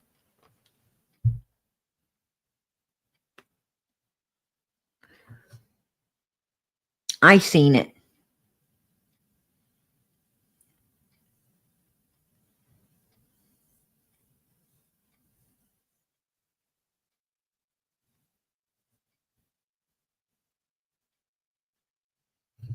Yeah, I mean, a lot of people, like if a lot of people's refrigerator breaks down, it takes them a while to get a new one. It takes them, it takes them a few weeks to get a new appliance. I mean, a lot of people don't have, ready cash to run out and grab another refrigerator or another washer and dryer,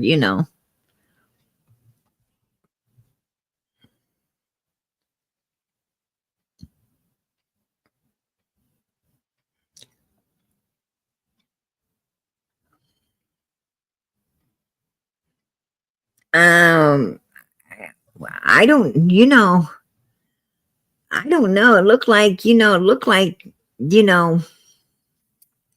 that kitchen looked like, a tornado came through, right? Looked like a tornado came through and swirled around and kind of just like landed everything, everything that it could possibly land all over the place. I don't know. It was, yeah, that was a nightmare, right? That was a nightmare. See, I can't look at stuff like that. I cannot look at places like that because, it causes me some mental trauma, right? I can't look at that kind of shit. Because when I see stuff like that, man, I have to clean my whole entire mother freaking house. Like, I got to clean my whole entire house. I got to make sure that, I got to make sure everything is in its place. I got to make sure that, it's like, oh, fuck no. I'm one of those people that I got to be able to see corner to corner clean. Like, I mean, from one mother freaking corner to everything's got to be clean. My closets have to be organized. Don't open my closet up and just throw something in it because I will mother freaking go off straight up. I mean, I don't live like that. I do not live like that. Everything has to be in its place. Everything has a place and everything's got to be in its place. Or I lose it. No. Hell to the no. If if I get scattered, it ain't good. It ain't good.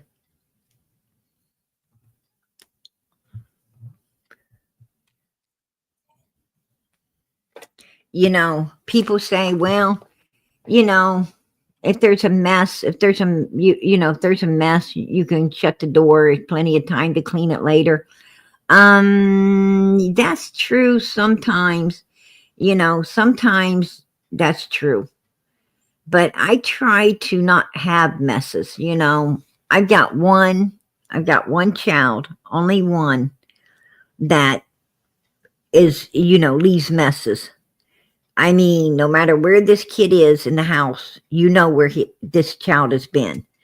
Straight up. I don't, I don't care. This kid is something different. I'm not lying.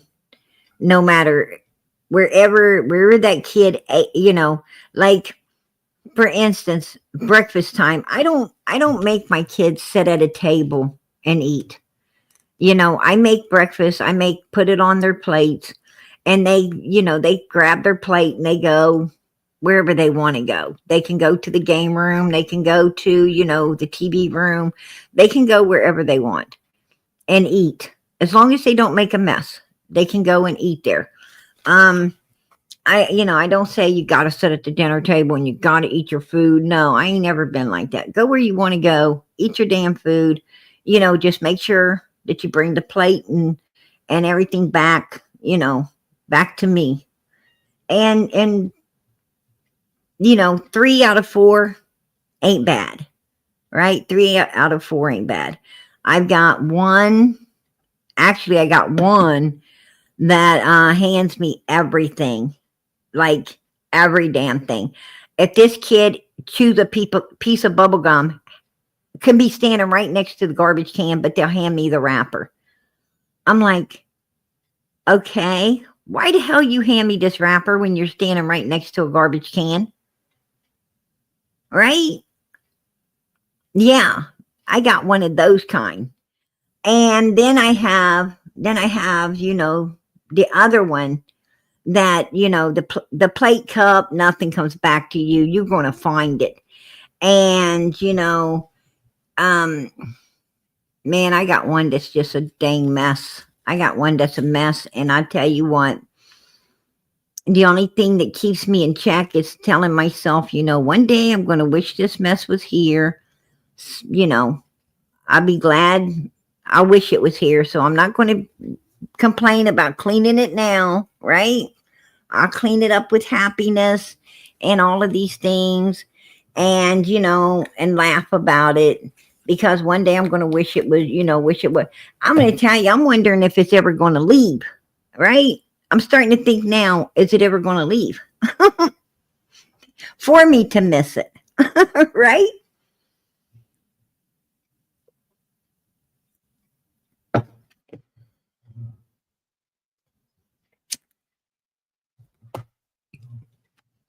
I mean, I be hearing about,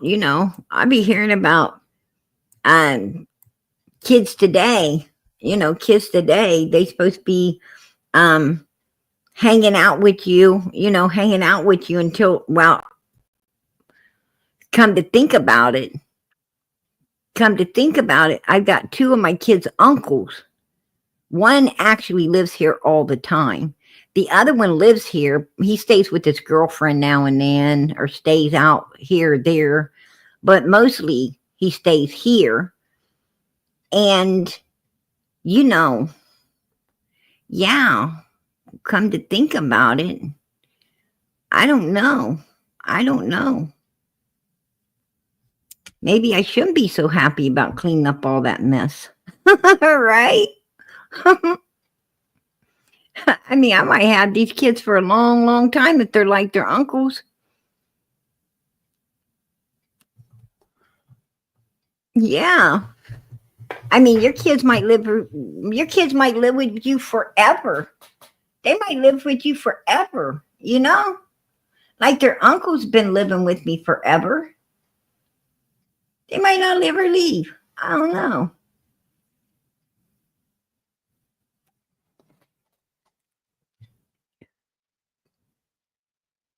Yeah. Big Pin from Charlie Brown. Hey, I'm going to tell you something. I feel you, girl. I feel you. I'm going to tell you something.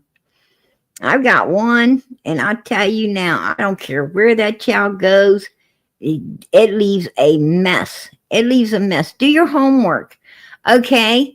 It does their homework on my dining table and the books and the paper and all this and that. And if it, like messes up and takes the paper off and sprinkles it up in their hand and throws it in the middle of the table and sometimes rips it up and just lays it there. Some of it's on the floor, some of it's on the table, and it's like, what the hell? What the hell? Okay, what is this? Well, you told me to, work it out and then, yeah. How about this? How about you know, sit at the computer, at the desk and you mother freaking work it out and you throw the paper in the trash can next to the desk if you know, why don't you work it out that way? Oh, that would be too easy. It's better to go all the way to the dining room and destroy the whole freaking table, right? And the floor and the chair. Sometimes I don't know what goes through these kids' minds. Oh, let me tell you something. I got a couple kids that like to cook too. Oh my goodness. And their uncle. Their uncle loves to cook in the middle of the night. I clean up the whole kitchen every evening while my kids are eating. My food is getting cold because I make me a plate, I set it back, and I wash up all the pots and the pans and everything, right? And I put them away. Most of the time I use paper plates and and paper cups and stuff, so that you just throw that stuff in the garbage can, right? You just throw that in the trash. And I pretty much just have to, wash silverware, right? You just have to wash up the silverware real quick after dinner. And you clean up everything, while I'm doing all of this. I wipe down the stove and the countertops, I clean everything up, wipe down the refrigerator and the stove. And, before I leave the kitchen, it's swept up and cleaned up. Man, I tell you what. Then the uncle goes in there in the middle of the night, man, and I tell you what, you got eggshells, you got freaking bacon grease everywhere, you got, what the heck did he do in there? Hey, mother freaking toast and crumbs all over the countertop, and it's like, I slipped right through that shit. I didn't smell nothing, I didn't hear nothing. I'm like, what the hell? Yeah. And he must have been really quiet or something, because I'm going to tell you, I didn't smell or hear anything. But when I came down in the morning, it was like, what the heck happened in here? And I had to clean all that stuff up. And it's like, what I want to do is I want to go down to his room, mother freaking turn his mattress over so he hits the floor. You don't even know. Like, get your ass up and come up here and you clean that mother freaking kitchen mess up that you made, right? Like, right freaking now. You should have cleaned it when you done it. But what you going to do? Because all they're going to do is be like, what are you doing? What your little ass doing? Shaking my mother freaking bed. What you doing? Right? Trying to turn your mattress over, you big bastard. Why don't you, just get off the mattress so I can turn it upside down, right? And lay on the floor. So I think I threw you on there. And do something. You so cray. Get the hell out of here. Right? Yeah, that's the way it would go.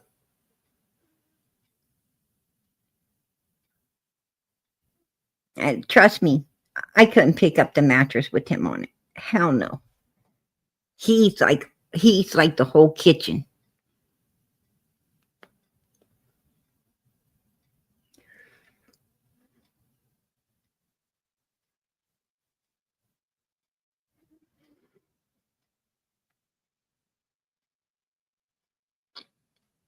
and home on 9 acres.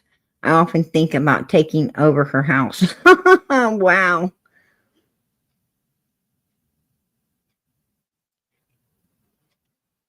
Oh my gosh.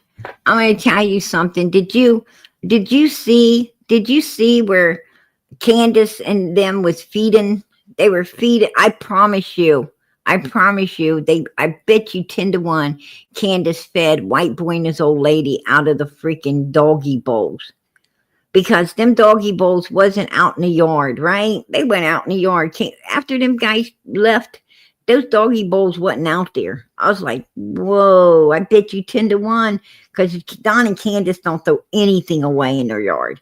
Nothing. They don't throw nothing away. And them doggy bowls are missing. They took them things back in the house and was using them up because you probably didn't have enough bowls or something.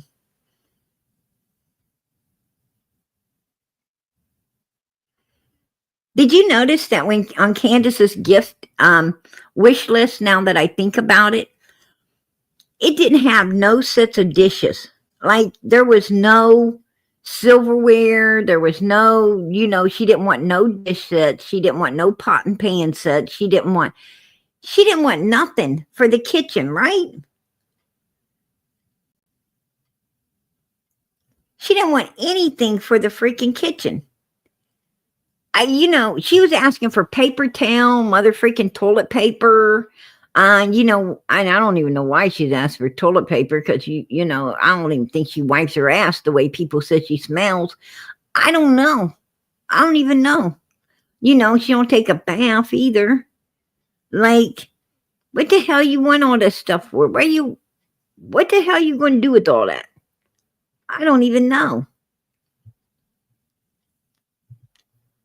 Yeah. Like if I had a wish list, I would want like cookware and I would want like silverware and nice sets of dishes and you know what I'm saying? I'd be wanting some beautiful flowing curtains and tie backs and yeah, some freaking mops and brooms and a bunch of cleaning products and I'd be wanting stuff that you would be wanting like kitchen tables and chairs, right?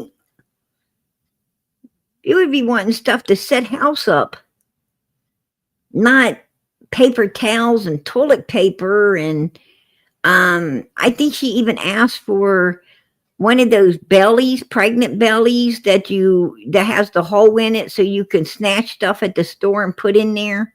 I don't know. I think it was though. I mean, allegedly, I think it was. One of those bellies that you could, stick a hole in. I think it had a flap. You just put stuff in there, Yeah.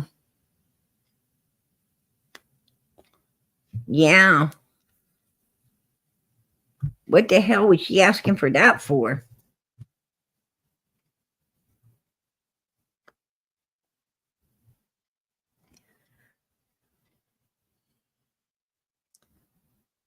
Just saying. Yeah, with the hidden thing in it. Yeah. I mean, wow, that's a criminal mind, right? That's a criminal mind. I mean, shit.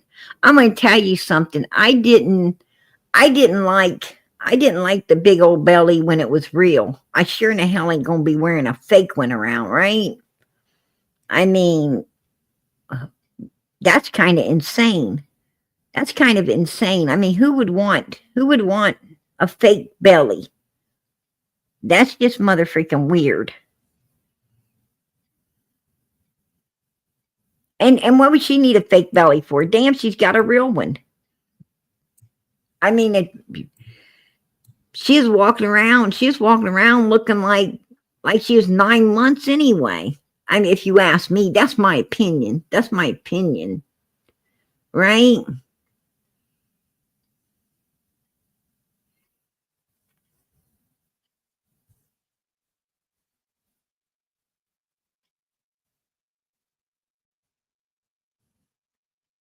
Just saying.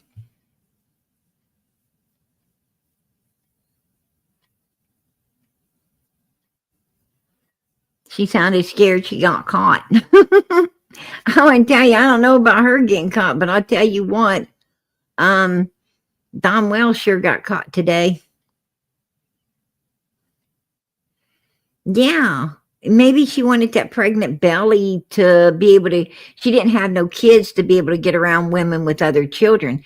Maybe she wanted that fake belly in order to be able to, be able to get around women that had kids. You know how when you're pregnant, other women have come over and talk to you and, is this your first? And a lot of them will reach out and touch your belly, right? And it's like, mother freaker, I don't know you like that. Right? I don't know you like that. Don't be touching my big old belly. But, I'm really mother freaking weird. When I was pregnant, like, people tried to touch my belly. It's like, what the hell? You better get back in your own bubble, bitch. Don't be touching me. I don't like people touching because I don't know what they be trying to do. There's some weird people out there in this world. Try to be touching your pregnant belly. You should back the hell up. Leave my belly alone. I don't know you like that. But yeah, but when you are pregnant, I do take note that, people, will talk to you and come, up to you and stuff like that.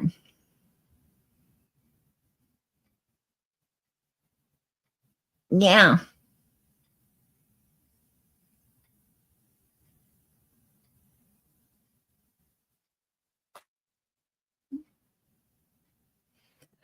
Brad, are you talking about Candace's channel? Are you talking about Candace's channel? Oh, okay. You are talking about, yeah, you can do that, Brad. You can post Candace's channel. Yeah, it's Can. It's Can. It's hard to find. It's really freaking hard to find. Her channel's hard to find. Yeah, you can do that, Brad. You can post it up. I don't care. Yeah, because she put, I'm going to tell you, like tonight, that was some do tell shit right there. That was some do tell.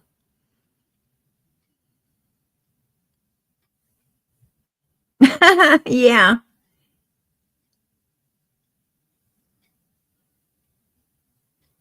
Oh, no, she doesn't ever speak about Summer. And that's true. She doesn't. Her and Don Wells, they do not talk about Summer. Absolutely not. But Don and Candace, early on, like I told you guys, early on, way back at the beginning, early on, Don and Candace, it was like, you're either for us or you're for Summer. Take your pick.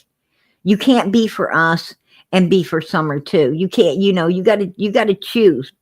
Do you want to be for Summer and talk about Summer and be, and want her found, brought home, and justice served? Or do you want to be for us and, stay away from, don't talk about Summer, just, talk about us and protect us and shield us and all of this bullshit with us. And, you had to make your choice early on who you were for. Was you for the Wells or were you for their child? And, and I had never seen no shit like that before. That's straight up. I hadn't ever seen no shit like that before. I mean, usually the parents are for their child. These mother freakers right here, wow, they was way out in fucking left field, right? They were out in left field and, wasn't trying to come back, and address their daughter's case.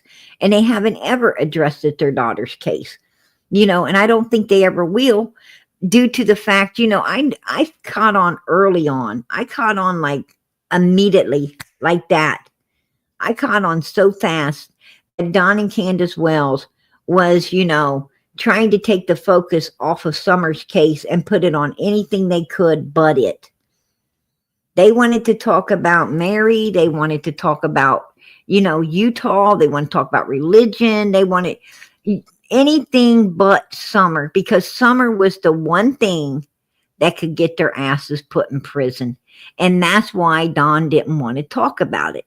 They were so afraid of ending up in prison that they wasn't about to even talk about Summer. I mean, they were steering so far away from their own daughter's case out of fear. It was crazy, and I'm surprised that no one could see it.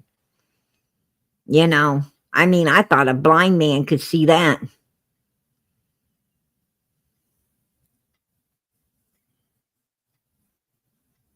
Yeah, that's what they did. Absolutely, Australia. Absolutely. Yeah, they would get, oh man, they was rolling everybody like Cam and Allie. The reason that Cam and Allie got rolled off the hills because Cam and Allie went up there. Well, at first they were, sucking behind and really, not overly talking about Summer and stuff like that. They were more videoing the land and whatever, they could slip in here and there and pretty much, they were just befriending the Wells, kind of like White Boy does now. Like Benny was the one, before and stuff like that. And they were getting along hunky dory. But the reason they got taken off the hill was because the money wasn't coming in. The money wasn't coming in like it was before, to help them. And also, Cam and Allie was getting, they were laying down on the job, like, Don and Candace would ask them to do little things and they wouldn't do it, or too slow to do it and stuff. And then when Don went to jail, they seen an opening. They thought they saw an opening, and they, started trying to, question Candace up on Summer. They were kind of, trying to apply some pressure, on the topic of Summer and stuff. And what happened is Candace, Candace told Don all about it, Donald all about it and everything. And Donald was a little, pissed off that, they were, trying to push tickets they shouldn't be trying to push and stuff. And I knew they were getting it. I knew their asses were getting rolled. I told them before they got rolled, I said, your asses are about to fucking be rolled, dude. And they was like, you made me bad.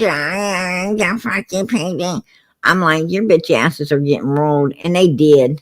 Like, mother freaking week later, their asses were like, boom, off the hill. All right. I was like, there you go, bitches. It's got your ass rolled. And you weren't smart enough. You weren't smart. You have no brains. That's why they got rolled. They didn't play their cards right. At the beginning, you can get your most information, because these mother freakers, they're trying to please and appease you. At the beginning, they're trying to see how much they can use you up. And that's when you're going to get the most information for Summer. You can't let them, you can't play friends with these fucking people and let them, fill you out before you get your information. You got to get your information while they're trying to fill you out and seeing how much they can use you. And that way, you can put them in the dirt. You can say, I got what I need, bitch. Screw you. I'm out. That's exactly what I did to them. Right? That's what I done. I went in, I got all the information and everything that I could get and filled them out and how they operate and so forth and so on. While they was trying to, fucking fill me out, see, what I'm about, what I could do for them and this and that. I was sizing them up. And, And I learned everything I possibly could right from the beginning. And these other people didn't learn shit. They didn't learn shit because really they wasn't after shit. And by the time they, by the time they was after something that could help Summer, they wasn't getting it. Because, the Wells already used and abused the fuck out of them. Got what they wanted. And, you can't try to get information once you feel all used and abused by someone. And that's what happened to Benny Keith. Benny Keith, wanted to dick around and he wanted to play and do all of this stuff. And, and by the time he really got, after he seen the Wells were using and abusing him and, playing him hard, and he got pissed off and he was really trying to get some information for Summer. Well, he couldn't get it because they done filled him out, and instead of him filling them out and sizing them up and getting what he wanted from the beginning. You can't wait. You can't wait around. These people, these people start to get more, visual and focused as time's moving, and you can't give them that time. And that's what, where Cher made her mistakes with the Wells. Cher made her mistakes by playing their friend and everything else. And then by the time, and she went batshit crazy, right? By the time she went batshit crazy and everything, wanting to, retaliate at them because, she felt they did her wrong and everything. There wasn't nothing to be had for her. And she didn't get anything before that because she kept shutting it down. Every time she could have got something, she let it slide through her fingers. And you don't let shit slide through your fingers at the beginning, because that's where you're going to get all your information, right? These people don't know how to handle it. And they screwed up. They screwed up big time. And I sat back and watched. And the sad thing is, I didn't have nothing to do with Cher because I really didn't ever overly like her, because I could tell who and what she was from day one. But Benny, I tried to forewarn Benny. I tried to get Benny to get everything he could. Matter of fact, I was offering to work with him, and that motherfucker turned on me like a snake.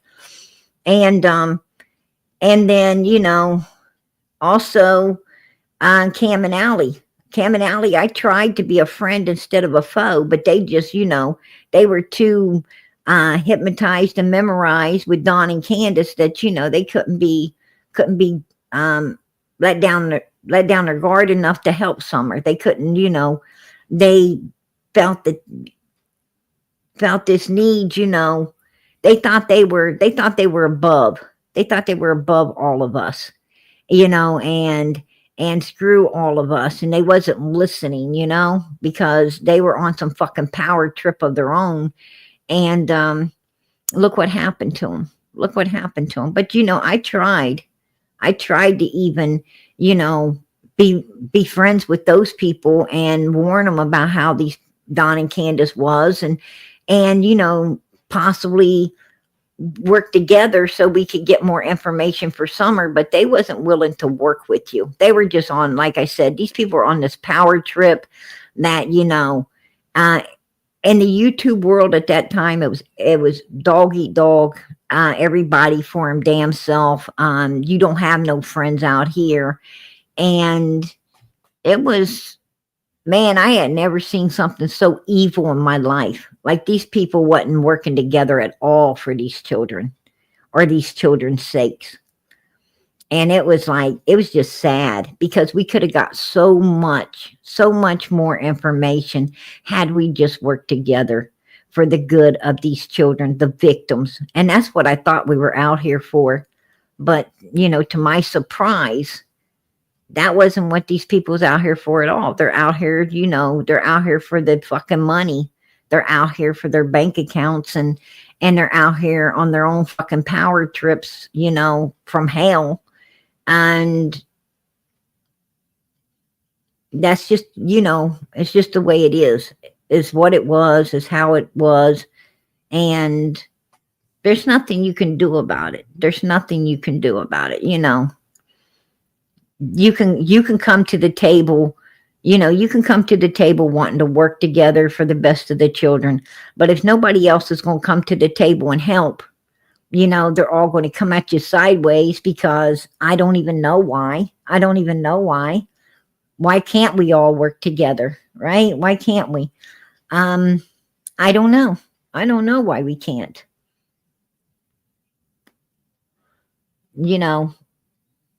Law enforcement works together, right? Law enforcement works together to solve cases. Why couldn't we work together? Christians work together to make better lives. Why couldn't we work together? We couldn't work together because, it wasn't law enforcement, and it wasn't, it wasn't Christians. It's just big evil playground. It was a big evil playground. Everybody had their own agenda. And the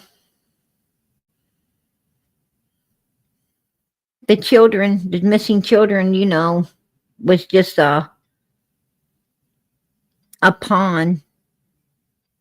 Just a pawn in, in their schemes. And that's the truth. That's the truth about, true crime community. Grab a kid, grab a missing child, and use it up. Use it up until it can't be used no more, and then move on to a new case. Move on to a new case and use it up, and move on to a new one and use it up, and but don't stick with any case. Don't stick with any case, you got to always be moving to the new one, and keep that money flow going. It's whatever's big, where the money's at, run there. People will follow you. People will follow you. And they'll praise you, and they'll think you're doing such a good job. And I don't understand it, because I'm going to tell you, when you leave a missing child in the dust, you didn't do a fucking good job. You didn't do a good job when you leave a missing baby in the dust. That wasn't a good job.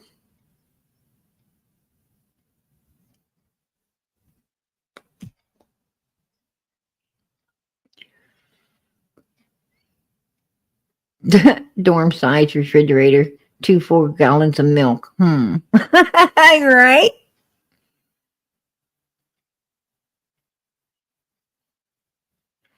Right. I'm going to be covering Jack and Lily's case. I'm going to be covering it because I really like these two kids. I'm going to be covering it because these two kids are beautiful. They're absolutely beautiful kids. And they're only 6 and 4 years old. There's no way that these kids just, no way in hell that these kids just vanished into thin air. What I'm saying is, it's not a teenage kid that, is unpredictable. Anything could have happened.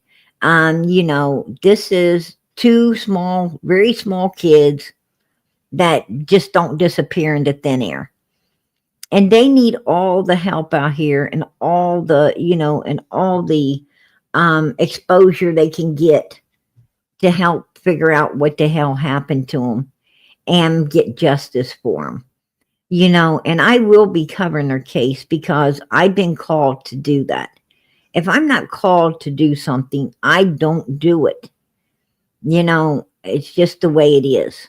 If some reason, I don't want to do it, I won't. And, but these particular children's case, I do want to cover. I do want to get into. And, it's not that I'm going to be leaving Summer in no dust, because Summer ain't getting left in no dust. I will be fully covering Summer's case as well. I covered Quentin's case and I covered Summer's case together. I covered Kylie Romney's case and Summer's case together. I covered a lot of cases. I've covered other children's cases while doing Summer's case as well.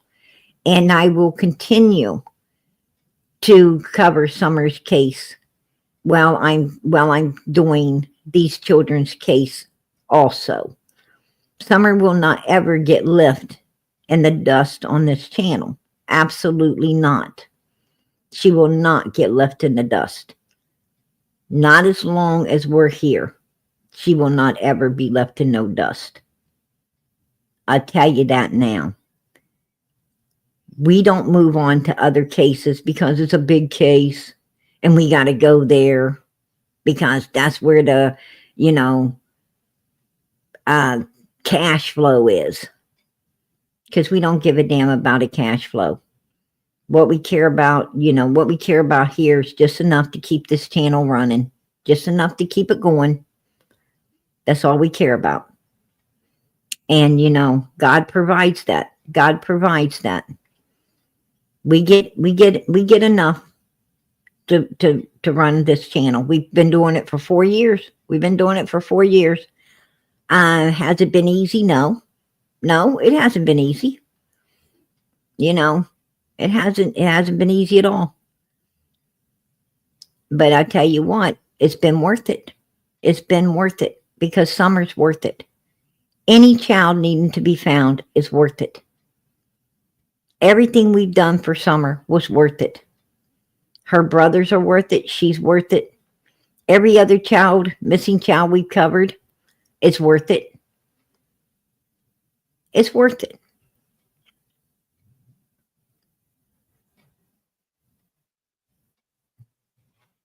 And we will keep doing what we do.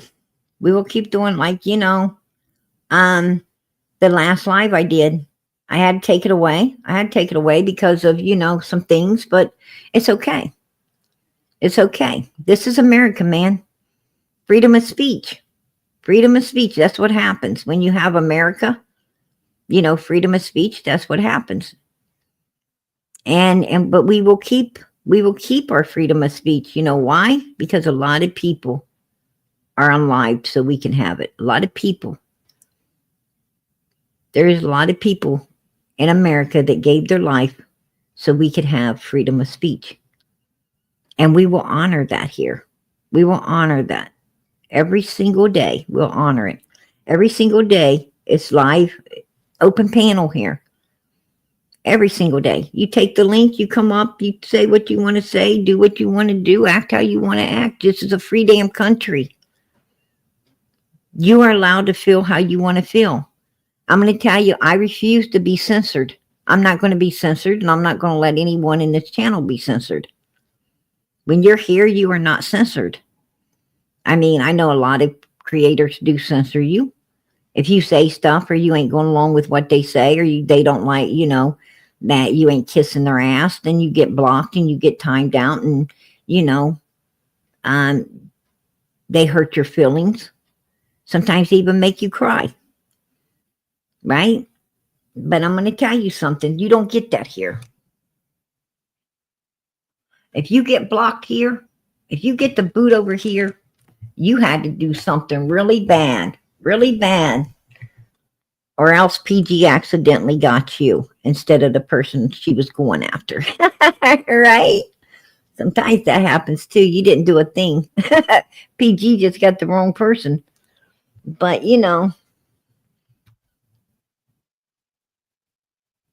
yeah, I'm going to tell you, you guys won't find another channel like Summer's channel. You ain't going to find one that, refuses to lie. You're not going to find one that brings nothing but the truth to the table. And you're sure not going to find one that works as hard as we do for these missing kids to get the answers to what happened to them. You're not going to get that. We refused to, go around the mulberry bush. We refused to go along with fake shit and lies, right? They were showing a picture of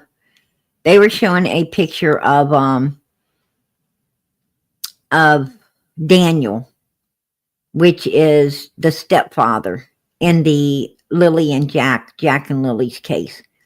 Daniel, the stepdad, they were showing a picture of him with a scratch by his eye. And they were saying that looks like a child scratch down the side of his face. What happened there? And that was a scar. That was a scar that he's had for a long, long time on his face. It was not a scratch from a child's, finger or anything like that. It was a scar that he had. I don't know when he got injured, but he had it way back on. You could look at the Facebook. He had it like a long time ago, and people were running with it. Anything to make someone look evil or bad or whatever. Hype up the case to get that money flow coming in. They're going to do it. Well, I'm going to tell you now. I'm going to let everybody in here know tonight that is a scar on the side of his face by his eye. He's had it for a long, long time. It is not a scratch by no child. We're not going to go along with lies. That doesn't mean that him and the old girl didn't do something to these children. It just means that we're not going to, take bullshit and use it up. To make we're not going to try to make something out of nothing. That's what I'm trying to say. Because we refuse to do that. We refuse, we're seeking the truth. We want the truth, and we're seeking the truth for these children. Because the truth is the only thing that's going to bring them home and get justice for them.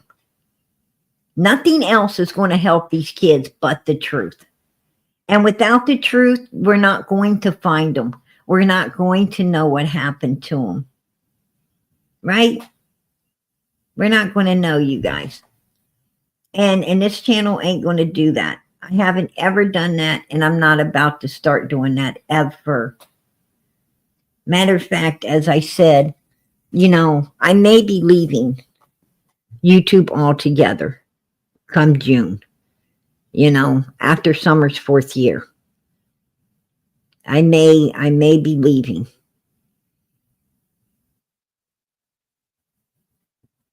But I hope, you guys in this chat don't know the power you hold. You don't know the power that you hold out here in this community. Without you, this community is nothing. I don't give a damn who's up here on this panels. This community ain't nothing without all of you. And what you guys don't understand is you hold a lot of power. And you hold the power to make these creators do things the right way. If you don't tolerate the bullshit, then they can't be doing the bullshit. That's what I'm trying to tell you. They need you in their channels. They need you. They need your click. They need your likes. They need your views. They ain't nothing without it. And you guys have the power to demand that these creators do what's righteous in the sight of God for these little children that are missing. You hold that power. And I hope you guys start, I hope you start using it. I hope you start using your authority out here for these missing children.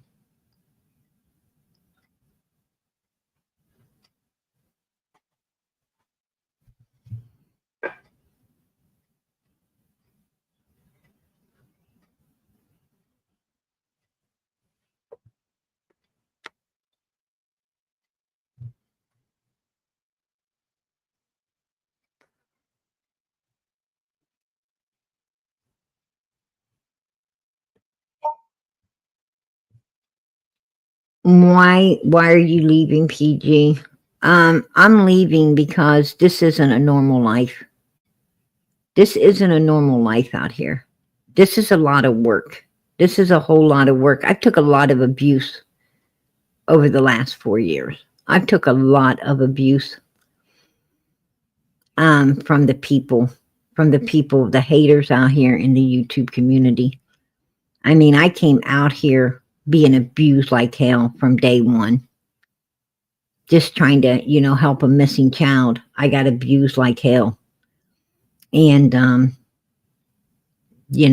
no one should ever have to endure that. No one should ever have to endure, what I've endured over the last 4 years, just trying to help a missing child. That's insane. The hate was ungodly, right? Ungodly. I mean, I had people coming at me. I don't even know why. Like White Boy and his old lady. I don't know why them people come at me sideways. They had no reason to. They know it was wrong. White Boy knows it was wrong to try to, come at me sideways and abuse me for just wanting to help a missing 5-year-old child. But he did it anyway because he's evil. And this is the type of evil that you've always got to be, enduring out here. And after a while, it gets old, to be honest with you. It just gets really fucking old putting up with people, like him and all these other haters. And, there's so many people, it's like a lot of people out here, get a lot of happiness out of your misery. They get a lot of happiness out of someone else's misery. I'm not like that. I don't socialize myself with people like that. It's not righteous. But most of all, I'm discouraged with law enforcement. I'm very discouraged with law enforcement and the fact that, I don't feel they've done all they could have done for Summer's case. I believe that, we have solved her case. I believe they know that we have solved her case, as far as what happened June the 15th, 2021. And I believe that they know that we're down to where they are, with where is she? That's the only thing left to know is where is she? And I believe she's over there, possibly in that graveyard, Morrison Cemetery, down inside Timothy Morrison's grave. And if they don't get off their asses and, check that particular area, or at least give us an explanation as to why they're not going to be doing it, since it has been reported and it is a damn good lead, a very liable lead to where she could be. Well, I'm going to walk away. Because you know what? I feel myself that she is there. And if we can't get law enforcement to exhume that grave and find her, then what?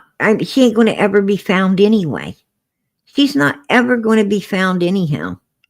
And if she's not going to ever be found anyhow, then why are we continuing to put ourselves through all of this? Why are we going to continue to torture ourselves over this case instead of just lay Summer to rest, like law enforcement decided to do when they didn't decide to go check that grave to find her? Right? Why are we going to do that?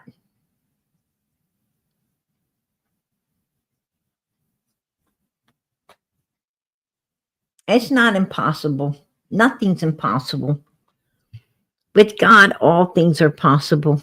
All things are possible with God Almighty. I'm going to tell you, I know all things are possible with God. I know how powerful God is. I know how beautiful God is, and I know how wonderful God is. There ain't nobody tell PG nothing when it comes to God. Because I know. I already know. And nothing in this world is impossible. I think God has given us all the answers, right down to the last one. And the ball is in law enforcement's court right now. We can't go dig that grave up. If we could, we would. I'd be the first one there with the shovel. I'd be the first there with the shovel. But we can't do it. We're not allowed. We go to jail if we did. You know the fuck thing about all of this? As if we went there and we did this, if we was to, if we was to get down in there to find Summer and say we did, do you know we would go to jail? Don and Candace wasn't going to jail, but our asses would. Do you believe that? They ain't going to prison for making a child disappear. In my opinion, they did. But our asses would go to jail for trying to find it down in that grave. Right? Ain't that funny? Ain't it funny how the law works? They don't want to do what it takes to find her. But we'll go to jail if we did. Make that make sense. Make that make sense.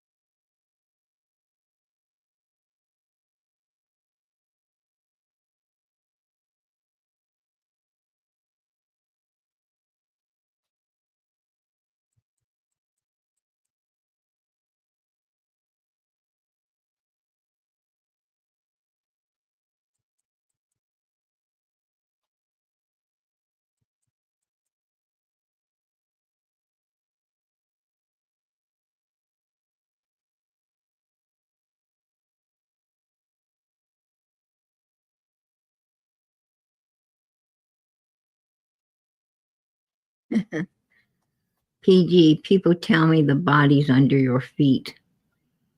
You know what? They probably was, right? It probably was when Don and Candace and Grandis and Andy Bernard and Chad Arnold, when they thought PG was up there, at the cemetery.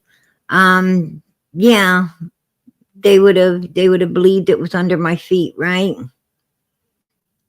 Chad Arnold decided to come up there and stalk everybody at the cemetery, right? He wanted to come up there and stalk everybody. So I'm dangerous. Is that why you heard it was under my feet? I believe it was under, not my feet, but I believe it was under my friend's foot because he was the one out there. He was the one out there walking around, looking at the graves and so forth. He's the one that on the way back to the vehicle actually found, Timothy Morrison's grave that had been all covered up, trying to be hid. It was trying to be hidden up there. So, why would they try to hide?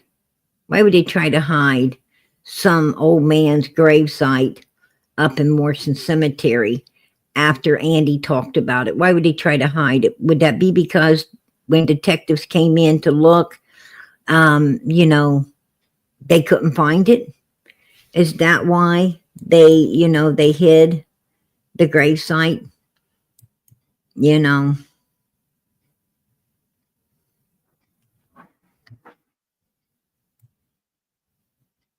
And just me, crazy.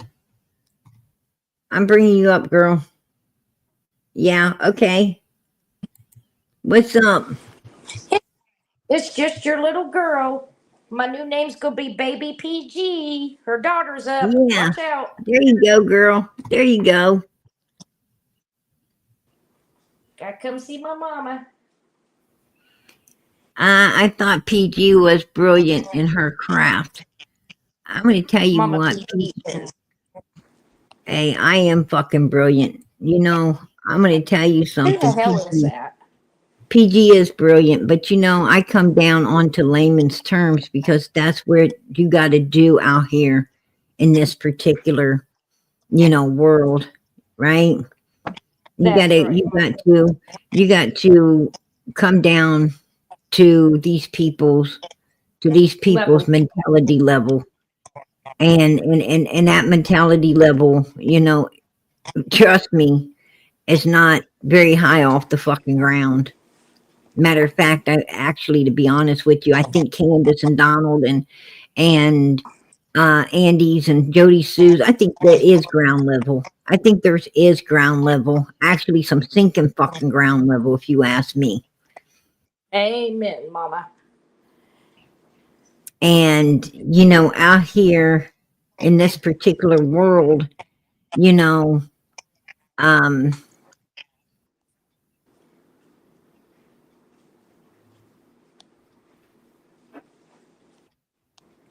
you can't.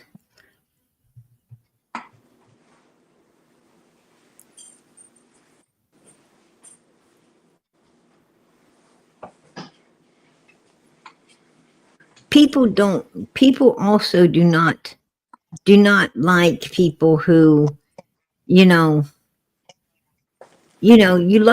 understand what your doctor has to bring things down into layman's terms, as well. But if he, but when he talks, in his own language, his learning abilities, his schooling, then you say, what is that?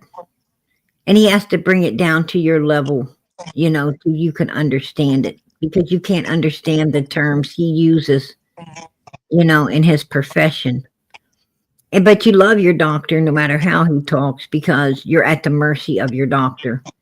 Out here, you're not at the mercy. You're not at the mercy of anyone. And, it's kind of like, a senator or congressman or whatever. When you meet up with one of them, right away you think they're an asshole because they're talking above you. Well, they're way more educated. They're way more educated because they went to school and got that education, and they worked for that education, and they paid for that education, and they're using that education, and people don't like it. People like people who come down on their level and can, and can communicate with them on their levels. And you know, they're more likable when they're able to do that. You know, some people are stiff shirt, you know, they got a stiff suit on, and they're not willing to come down on anybody's level once they got as educated as they are in different fields of this life. You know, they feel that they worked hard for, you know, for everything they got, and by God they're going to use it, and they don't give a damn how people think or feel about them, you know, and you don't put a roof over their head, clothes on their back, food on their tables. And I gotta admit, you know, they are unlikable. They are unlikable. I've met quite a Right. few humans like that, and they're very unlikable. You know, I'm not one of those humans. You know, I'm able to alternate just fine in whatever environment I'm standing within. If I'm standing with, you know, higher class people, I can hang on that level. If I'm with the middle class level, I can hang with that. And if I'm on a lower class level, by God, okay, let's, you know, do it. So, Right. you You can know, hang.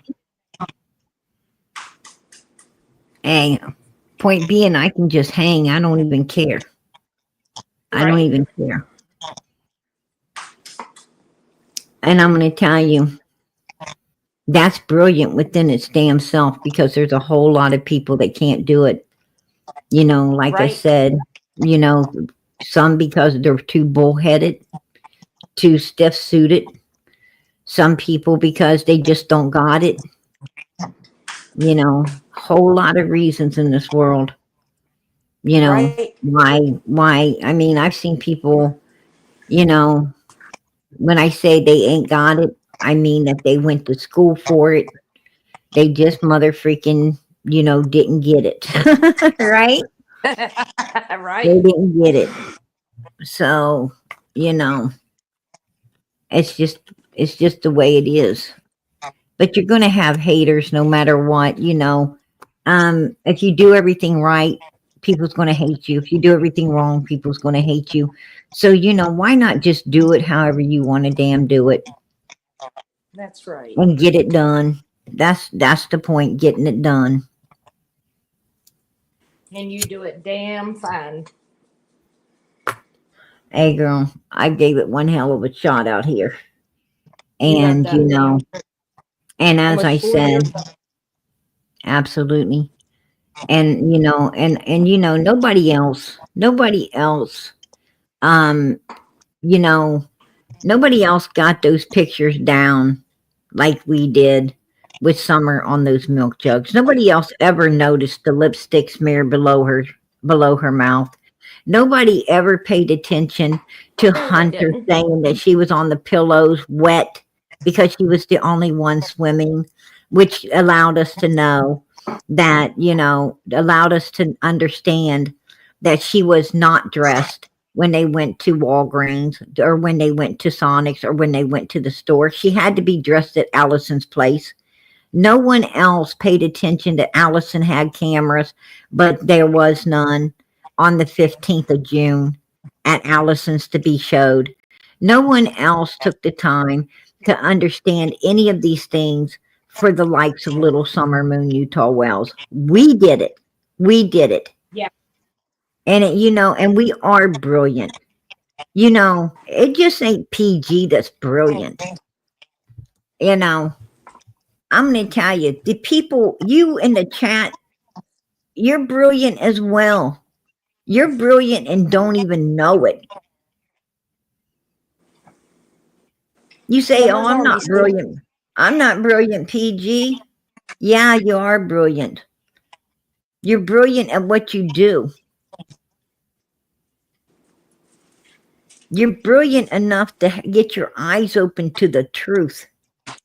And you know, you have to be brilliant to do that, because you know how many people that can't face the truth? Do you know how many people in this world that no matter how much you tell them the truth, they'd rather believe a lie and be damned?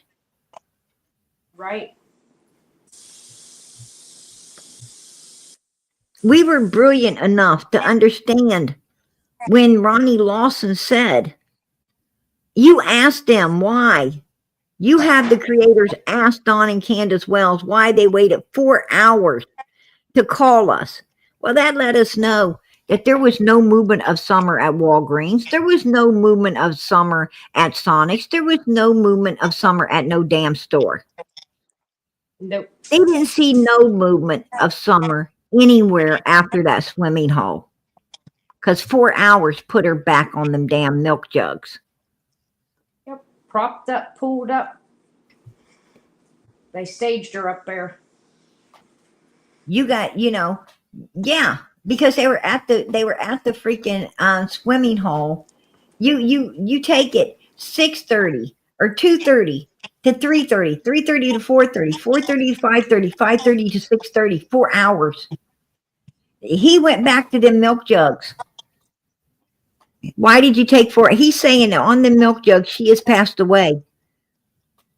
There's not enough decomposition to tell that she's no longer with us, but they damn know she wasn't.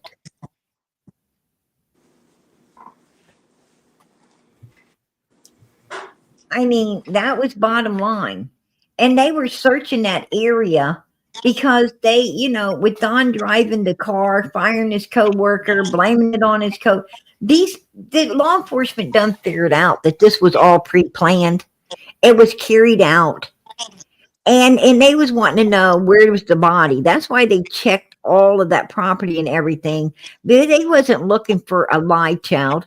They was looking for a hole somewhere, fresh dirt dug up that they might be able to figure out. They was looking for a makeshift grave. That's what they were out there looking for with them. And that's why when the foliage went down, they went back out there looking for a makeshift grave. They was looking for sunken ground where someone probably put a body. You have to listen to law enforcement. We were brilliant enough to do that. But Jody Sue was talking about the open grave in 2021 across the road. And Andy Bernard came out talking about it again. See, when Jody Sue talked about it, no one caught on to it to report it. No, because it wasn't out here in a YouTube channel. She was in one of them private little things talking this shit.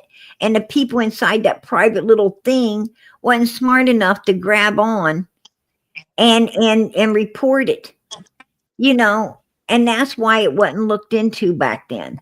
But when Andy came out and ran his mouth, well, we grabbed onto it. We started reporting it. And then, all of a sudden the people who was in that Discord with Jody Sue, back when she mentioned it in 2021, they released it. And now we have double proof.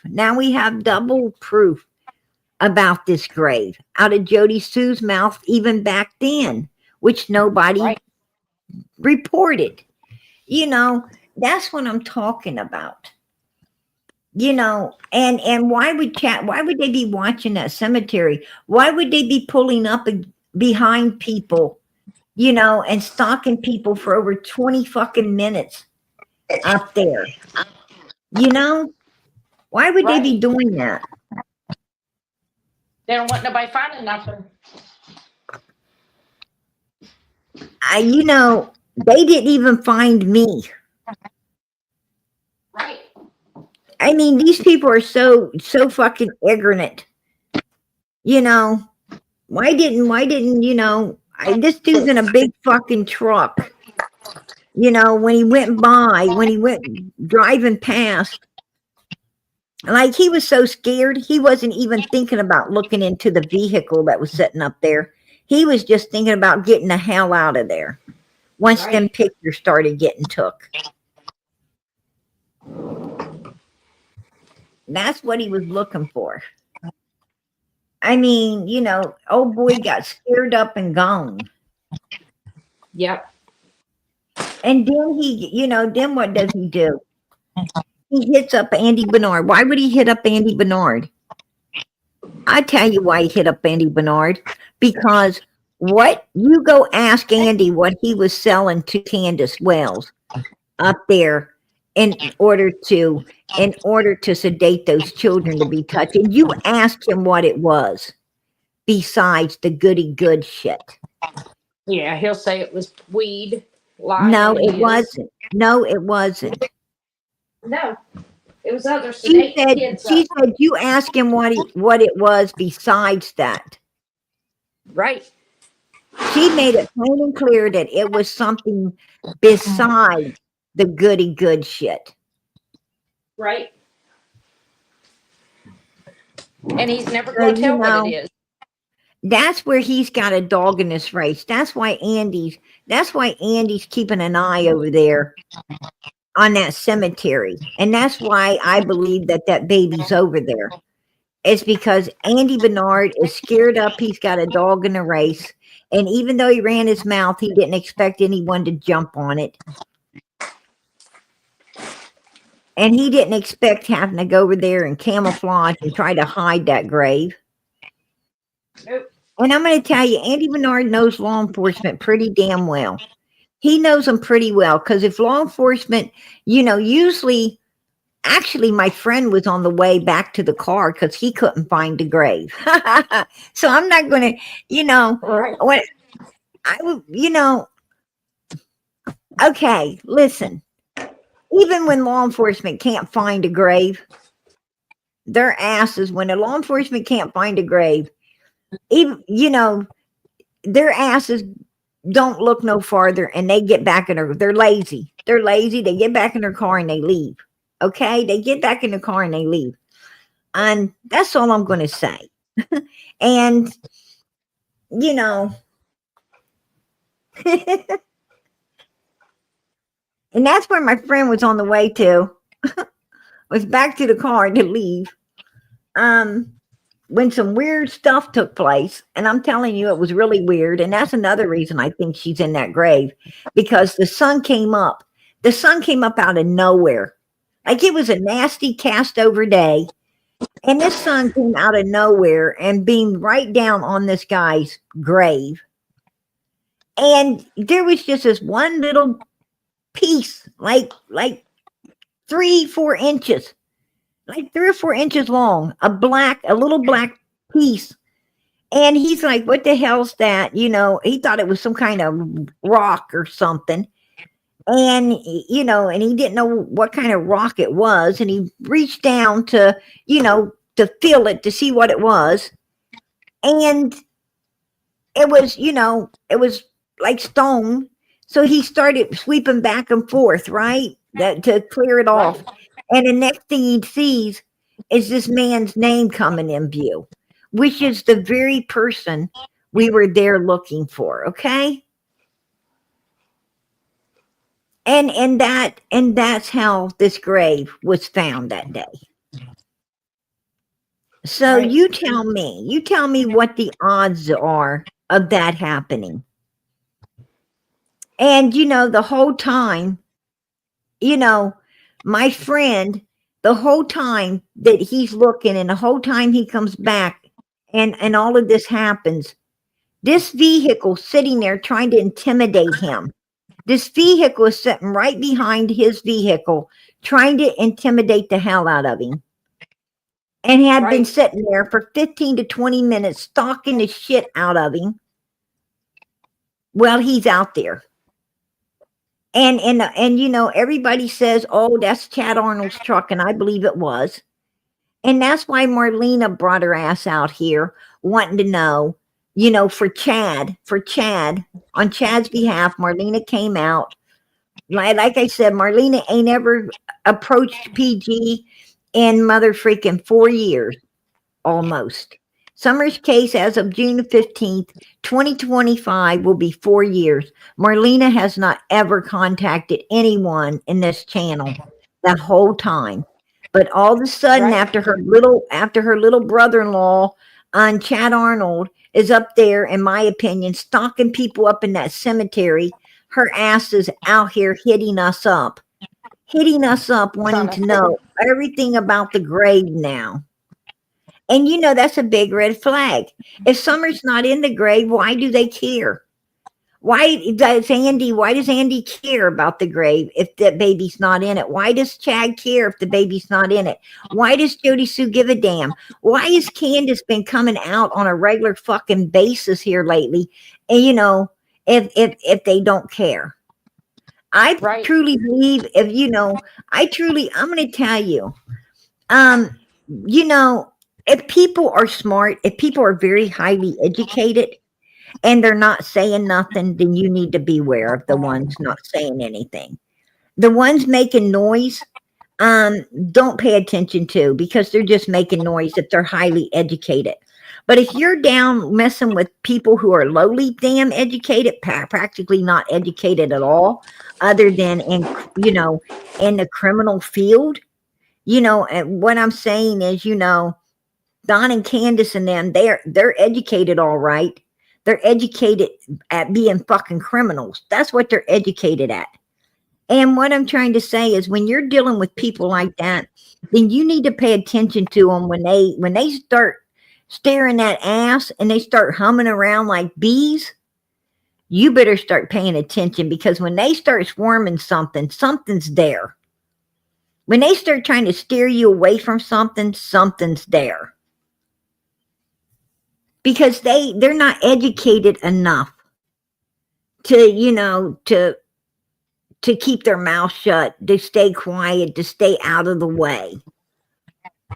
When they see you, when they think that you're close to something, man, they start flying around like bees, hoping to chase you away from the honey hole.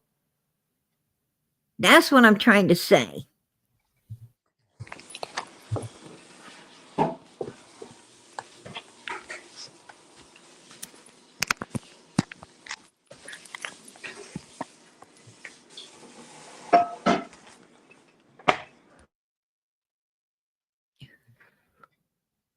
Yeah.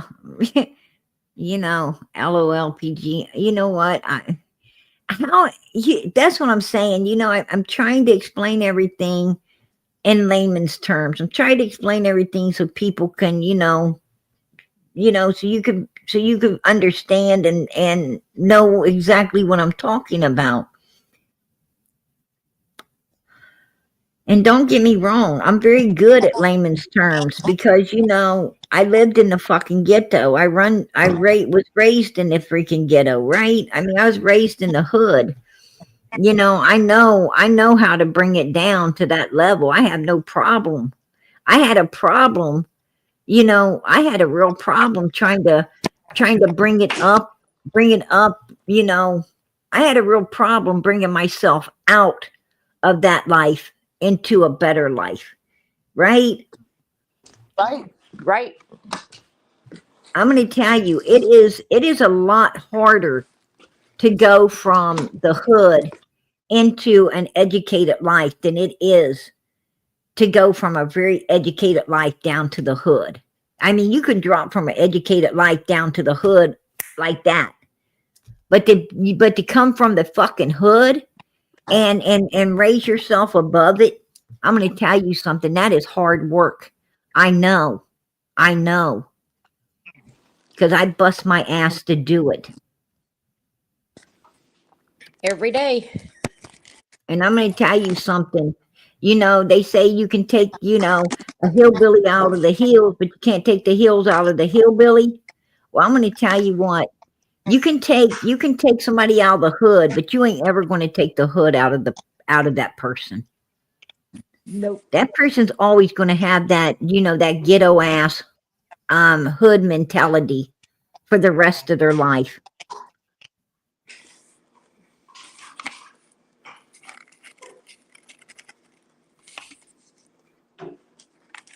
Because living in the hood is devastating. It's devastating. You don't ever forget devastation. When you're living a good, educated life, it's not hard, man. It's not hard at all. It's a good day every day. You make good money. You live a good life. It's like easy street, right? You're on easy street, baby. Right. It's easy street for you. But when you're in the hood, I'm going to tell you, when you're down in the hood, man, you don't know where your next fucking meal's coming from. When you're down in the hood, you don't know if you're going to make it another day. That's the truth. And it's a devastating, it's very devastating. And, and that's something you don't ever forget. And that's why I say that, Candace acting like she's got mother freaking, Alzheimer's or, dementia when it comes after 2:30 that day. She acts like she's got fucking dementia of what happened between 2:30 and 6:30. It's bullshit. That's bullshit. Because, between 2:30 and if Summer really came up missing, Candace would remember every damn second of that. Every second of what happened after that.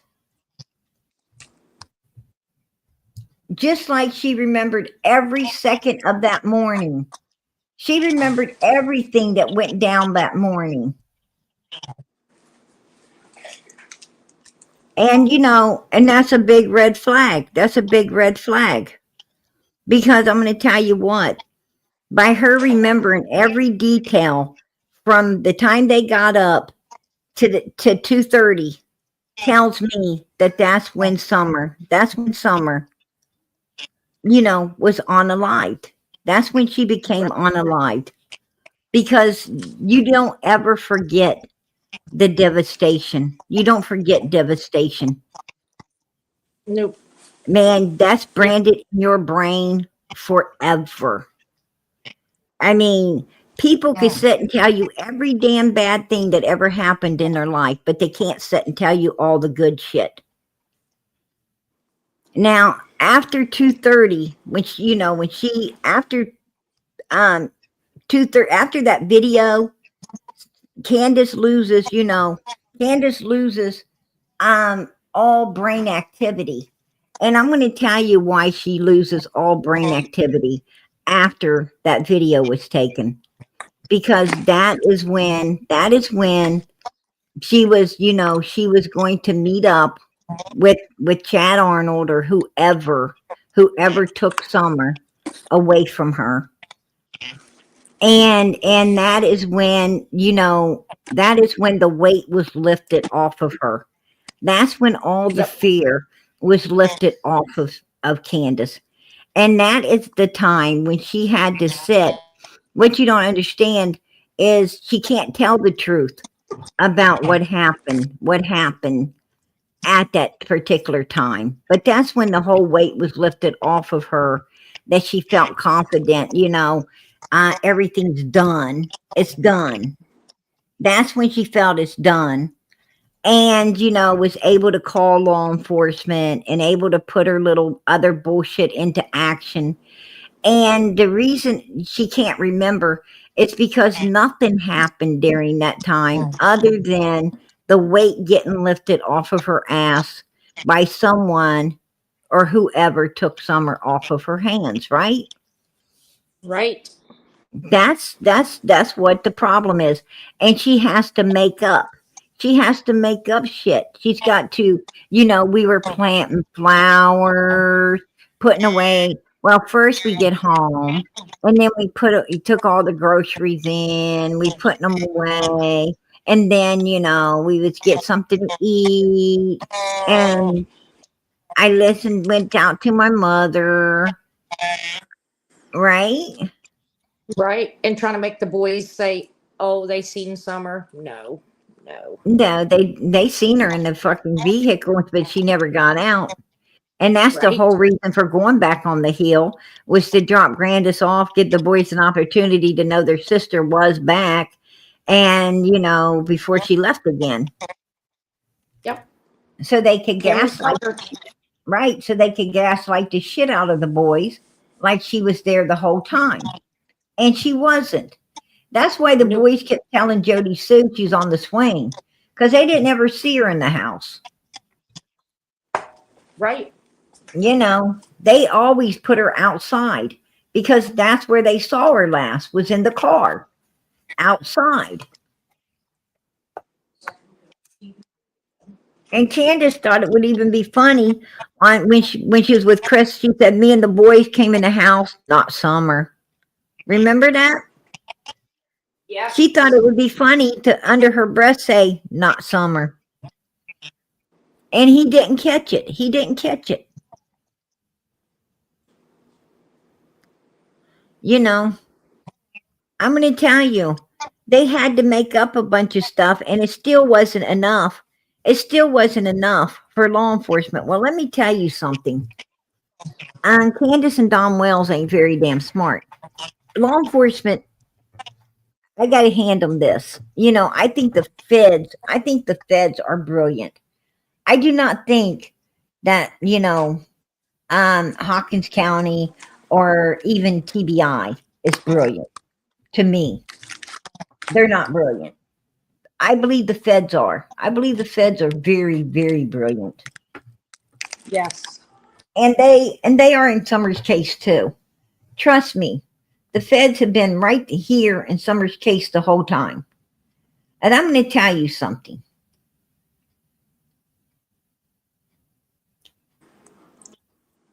Don and Candace Wells were not very intelligent. Because I'll let you know, seeing that, is so close to the end of her case, because the fourth year, if they ain't done nothing by then, there really is nothing more can be done. But Right. The thing is Don and Candace was not too brilliant from the beginning, and law enforcement knew it. And I got to hand them this. Every time they kept going back saying, there's time missing between, them getting home and calling law enforcement. There was no fucking time missing. There was no time missing, because I'm going to tell you what, they arrived home around 3:30. Actually, about 3:20, between 3:20 and 3:30, they came up on the hill. Well, Grandma had to get her ass out, and she had just got a big shot in the leg, the knee, and had a big brace on. So it's going to take time to get Grandma out of the vehicle, take her up into her fucking trailer, set her down.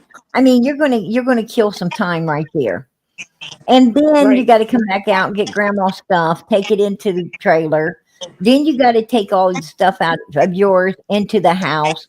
You're damn near hitting 4 o'clock now. And then you go in your house, you're putting everything away, and and you're getting up you get something to eat. You're looking at 4:30. You're looking at 4:30 now. And then you're starting to wash some clothes and dry some clothes. Well, now you're hitting, around 5 o'clock. And that's about the time you would have seen Grandis sitting outside. So you come out and see Grandis at 5 o'clock. You come out and you start, you go over and talk to her. Now you stood there and you talked to her 15 to 20 minutes, right? About her leg and about the flowers and about this and that. And then now you're getting close to 5:30 when when you go to get Summer from the house. And you bring Summer out to help plant these stuff. Now you are at 5:30. And then you're still haven't washed your hands. You're probably still talking to Grandma, washing your hands and holding conversation. Now you're almost to 6 o'clock, right? And you're getting candy and you're going back over to the house. This is going to put you right about the damn time that she's supposed to go in, and she was supposed to disappear. And instead of Candace saying, "No, you're fucking wrong. These are the things we did. We didn't do nothing else. I don't know what the hell you're talking about." No, she doesn't do that. She says, well, I'm going to try to keep thinking of other things. Other stuff. There must be other things. No, see, law enforcement knew when they tell you there's a time lapse, that there's other things, and you keep adding extra stuff to it. That's when they know you're a fucking liar. That's when they know you are a liar. And what they did is, by asking about that timeline, is they scared Candace and Don Wells off. and now they're not cooperating.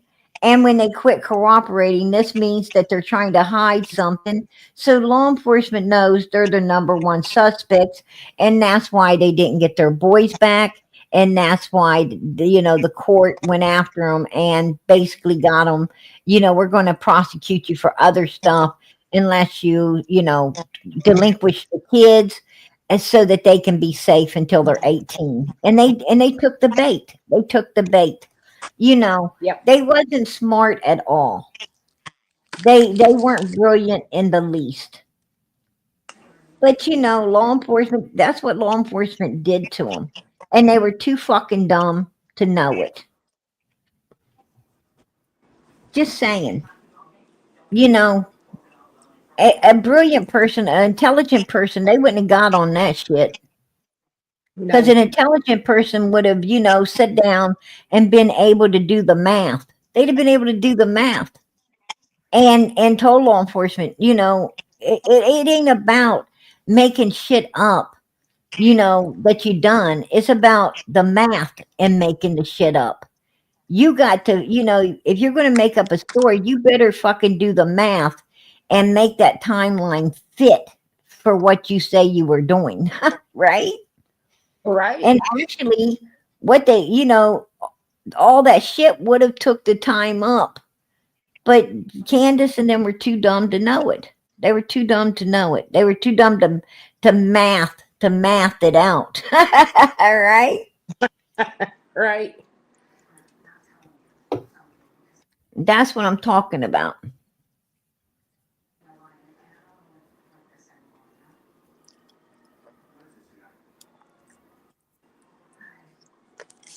I'm going to jump back down and chat, Mama. I want to tell everybody Happy Mother's Day. Happy Mother's Day to you, Mama PG, and all you beautiful mamas out there. And prayers to you all. Yeah. Grandis didn't get the narcotics she was wanting, did she? She Nope. got a big old shot in the fucking knee. She thought she was going to get some goody good stuff, and she didn't get shit. Right? That was funny Right. stuff, man. Girl, Go I'll straight at tell you Candy what, Bernard. I laughed my ass off when I heard she got that big old shot. You know what? That made me happy.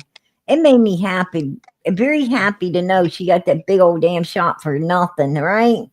I was like, that Right. serves her right, right?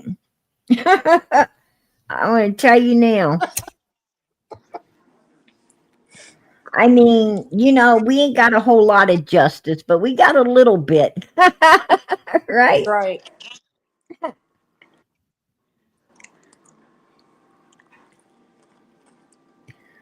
Well, if you need me, Mama, yell at me. I'll be back in Oh, chat. But like I said, Happy Mother's Day to you. Happy Mother's Day happy to Mother's everybody Day out to there. you, sweetie.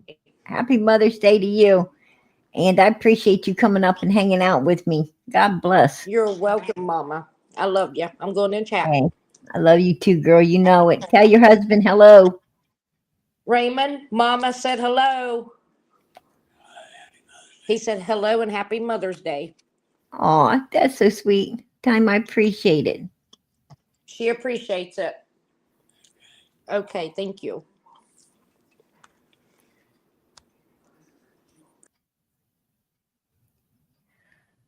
All right, you guys, listen. We appreciate that, Bridget. Amen. Happy Mother's Day to everyone in chat. Hey, girl, God bless. Happy Mother's Day to you.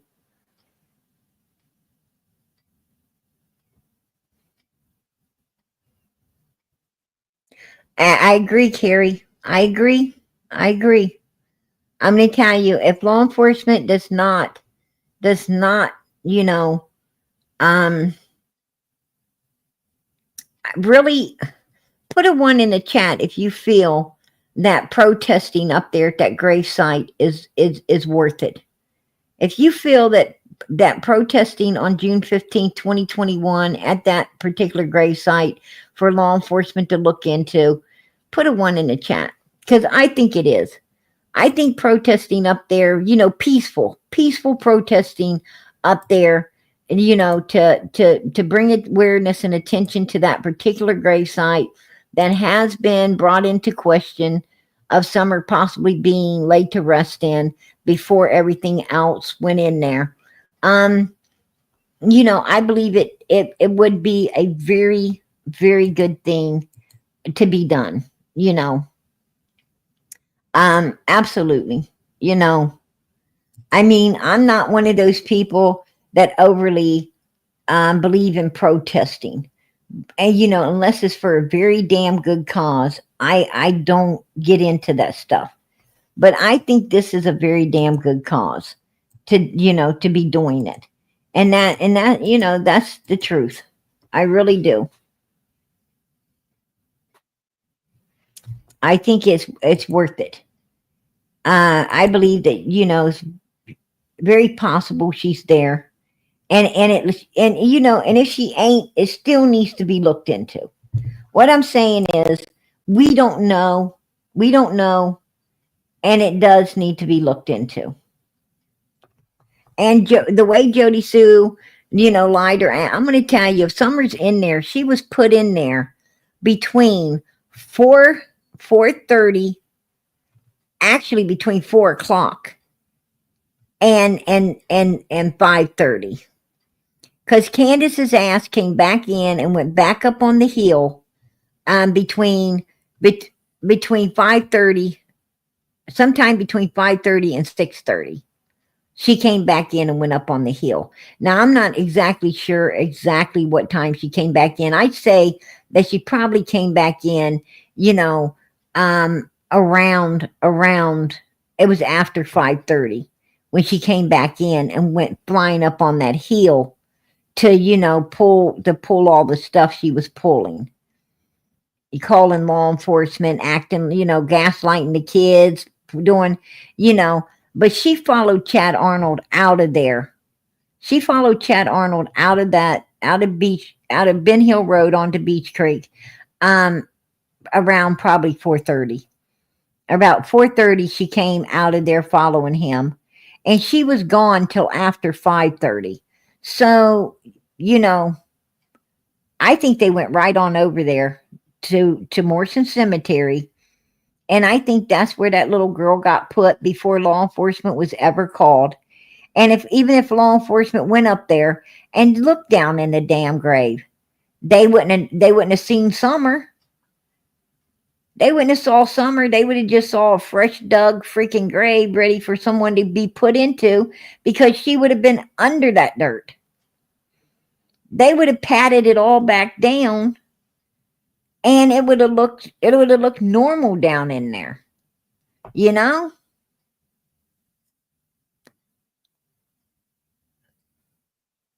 That's what I'm talking about. And that's why I believe Dom Wells said Summer won't ever be found. She won't if they don't dig that up and take a look-see. Right? She ain't going to be. That's all I'm saying. And and I'm going to tell you, it's very discouraging. It's very discouraging to me. I mean, if law enforcement doesn't want to solve a missing child's case, what are we doing? What are we doing out here? What are we doing? I mean, everything we're doing is in vain. It's all in vain, you guys. We're just, we're wasting our time. We're working hard as hell, and I like to work smarter, not harder. And smarter is, catching on that they ain't interested in solving a kid's case, and just letting the kid lay to rest the case where it's at. Because if law enforcement don't care, it don't do you no good to care. That's what I'm talking about. You can't force no one to do anything. You can't force law enforcement to go over there and do something. I mean, we're going to give it a hell of a try between now and June the 15th, but we can't force it. There's no way. And law enforcement lies. You know, the thing is law enforcement's just like Don and Candace Wells and them. They lie. You can't trust everything they say. And that bothers me too. You know, that's my opinion that they lie. You know, that's my opinion.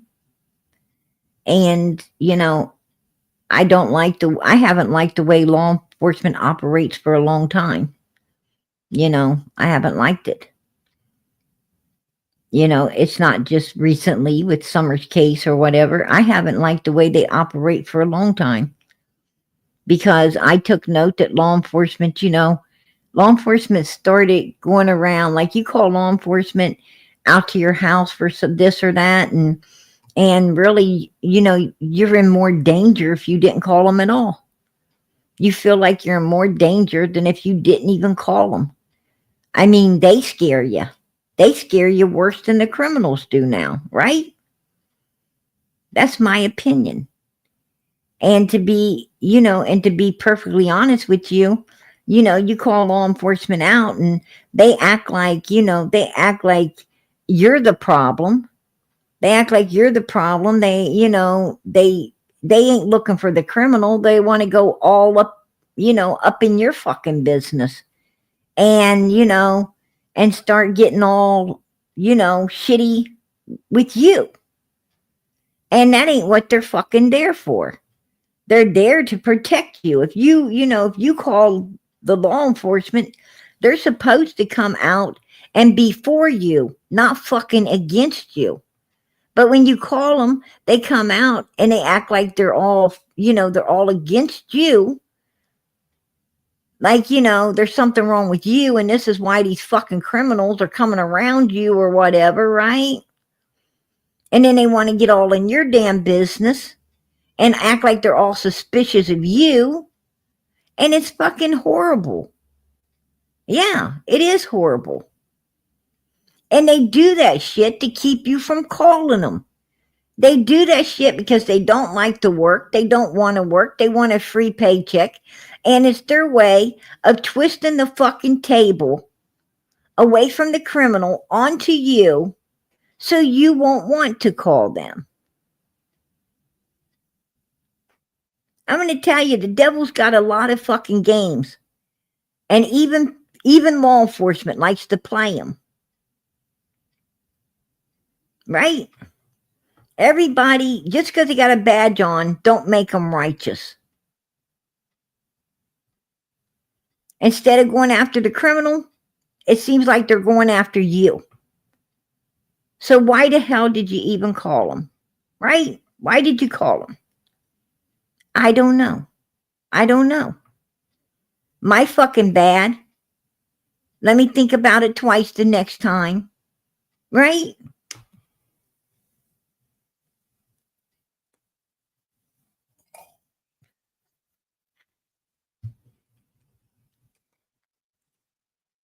I'm going to tell you, it ain't law enforcement in Tennessee. It's law enforcement everywhere. I mean, for every one place that actually has good law enforcement, man, there's 1,000 that don't. Right? Like, take for instance, Florida. Florida has really good law enforcement. Like, Florida is for its residents. Law enforcement, man, in Florida, you call law enforcement out in Florida and they're on it. They're like, which way that mother freaker go? We're going after it. You know, these are normal, common sense people who, you know, who ain't out to play no games. They're out to mother freaking get these criminals, lock these criminals up, and do some business. They're not after you. They're after, you know, the evil side, not the righteous. Now, Florida's good. Florida's good. Their law enforcement's good. I mean, they're on the righteous side of the law. But I'm going to tell you something. You got a lot of places that ain't. Tennessee ain't. Tennessee is not like that. And there's a whole lot of other places that are not like that as well. You know, a whole lot of other places, you know, the law sucks. Just saying. That's my opinion. And that's just the way it is.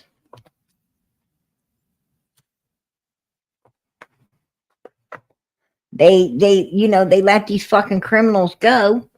And an innocent man, they put in prison for life, right? Like Jackie Dobbs, for instance. If Jody Sue and Don Wells and them would have been able to find that man, I got a real feeling, y'all, that man would be in prison right now for something he didn't do. And we'd all be sitting here talking about him and believing he did it when he would have been an innocent man in prison for doing nothing. Put a 1 in the chat if you agree with that, because I know that's what I truly believe. Law enforcement would have locked his ass away, and and that's just the way it seems to happen. It's just the way it seems. It would have been nothing he could have said to get his ass out of that. And Don and Candace and them, they would have been out here, mother freaking, pulling the wool over your eyes. That this guy, they found something of our daughters around this guy. This guy was evil. It's a good thing they put him away, because if he'd do this to Summer, he'll do. This was what we would have been hearing. This is the bullshit we would have been hearing, right? Because these evil fucks don't care if they get innocent people put away in prison. They don't care. Absolutely not. I mean, they were ready to set up anyone and everyone they could, but their fucking selves. And that right there alone told me they did it, right? That right there told me the fuck's done it. Because if you don't do something evil, if you didn't do something evil, you're not going to be looking for someone to fucking blame it on, because you wouldn't feel that you need to. When you feel the need to blame it on anyone and everyone you fucking can, it's obviously because you're trying to get it off yourself, right? That's my opinion.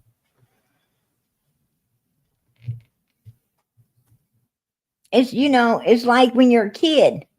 It's like when you're a kid and, and another kid does some bad shit and starts blaming it on you. And you didn't do it, but you get an ass whooping for it, right? You get your backside busted for it. And that other kid standing there with a big grin on his damn face because it just, it just passed the buck off onto you. And it wasn't righteous, and you didn't do anything to deserve the punishment you got. And who the real evil bastard was. But that kid wouldn't have had a need to get you in trouble like that had it not did something bad. Right? You wouldn't have got a whooping if that kid wouldn't have done something bad. If somebody else would have did it, that kid wouldn't have been blaming it on you. It would have said, no, I didn't do it, and they didn't do it. Someone else did it. We didn't do it. But because it did evil and needed someone to blame it on, you were it. Because you were around. And Jackie Dobbs was around, and Don and Candace and Andy and Jody Sue was ready to make good on this man.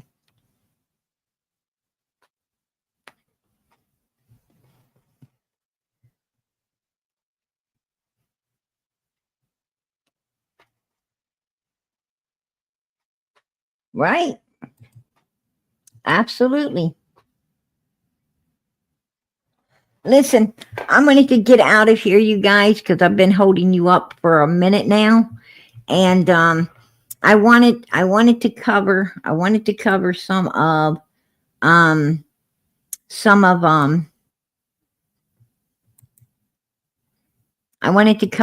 of Jack and Lily's case, but I'll have to come in tomorrow and do that. I'll have to come back tomorrow and do that. I did bring content for, Jack and Lily tonight, but I didn't get through all the content because I stayed on Summer's case, and I'm not unhappy that I did. I'm very happy that, I'm very happy because this is Summer's channel. And as I said, Summer will not be left in the dust for nobody. This is little Summer on her swing. And as you can see, look how she needed to cross her feet. I just wanted to show you guys. This is where she was on the swing, and she said, "No, Mom." She was afraid. She didn't want to be pushed that day. She did not want to be pushed. But as you can see, just sitting still, she was having a real hard time, holding herself on there as it was. She even had to cross her feet real tight. And as you can see, she wasn't feeling well, you guys. She was not feeling well, even in this video here. Summer was not feeling well. As you could look, she could barely hold herself on there. Look how frail and skinny she is. And she just, I took note, that she was just, look how bad. She really did not look good. Look, you could tell. Look at her little eyes. Look at her. Summer was not feeling well at all. There was something wrong, something very wrong. Summer was going downhill. She was going downhill. Don and Candace knows exactly what was wrong with her. They know what was wrong. I truly believe that's why they destroyed her. That's my opinion. I'll keep it. And, but Summer was losing. She was losing her strength and going downhill very, very fast. And Don and Candace knew it. And they just didn't want to go to prison. They didn't seek her no help because whatever it was would have put them in jail, and they wasn't going to jail, for Summer. I think, they decided to not, they knew they was going to have to do something, but they decided, not to do anything until, it had to be done. They was giving her some time. And they were planning and they were plotting, and, it takes time to plan something like that out too. So, but they were, from the time they cut all her hair off, I'm starting to think that they may have shaved her completely bald because they thought about maybe getting her some, trying to get her some help. And, they took all her hair off to, for the sedation purposes, thinking that they couldn't test her hair or anything, but then I think they started thinking about the fingernail clippings and, blood test and other things, ways of finding out that, she had been being sedated. And, possibility that they was going to take her and try to blame or say someone else was doing something to her the whole time. They didn't know about it or whatever, but, and at first they may have been trying to cover their asses on the sedation part, by cutting all the hair off. But then, Don and Candace do their research and they talk to people like Fred Hill that says, oh, well, even if you cut her bald, they can do fingernails or blood. And that probably threw them back into terror, and they didn't get her no help at all and decided that they're not going to prison, and they just destroyed her completely. That could have been what happened, if you ask me. But, regardless to,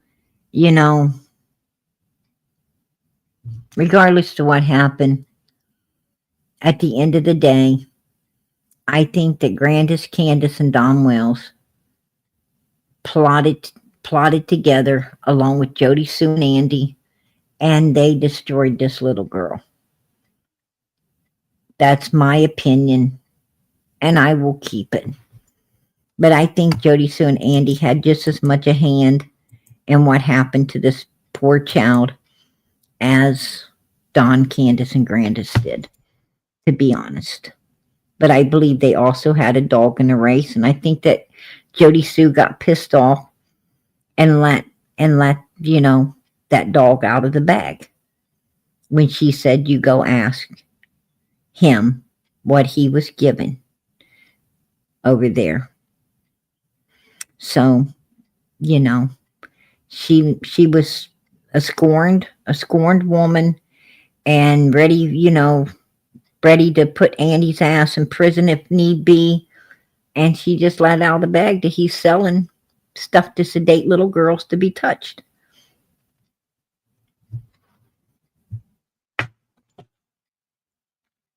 And at the time she said it, she was thinking, she don't care if he goes to prison or not, because he was married to something else, and all she could think of is she didn't want that other woman having him, right? She thought she'd get him back until he got that married, till that ring went on that woman. And when he stuck the ring, on there, she's like, she just lost it. She lost it, and said, hell, I think she honestly felt that she'd rather see him in prison than with that bitch the rest of his life, right? And then she went to bed, she slept on it, and the next day she had this change of heart type thing and wanted to retract all of her shit.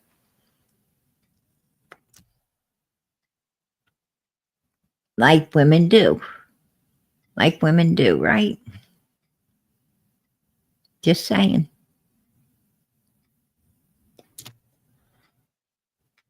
But as you can see, Summer was going downhill the whole time, right? It's just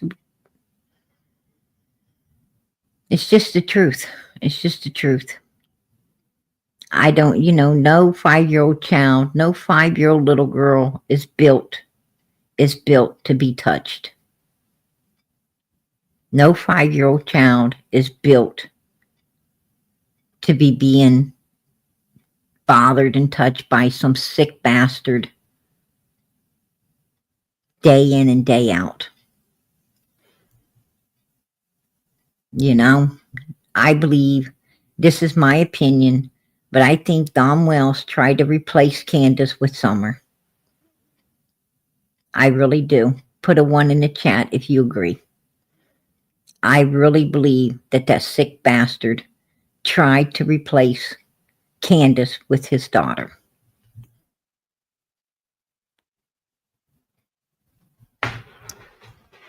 That's just my opinion. And I think Candace knew it. I really do.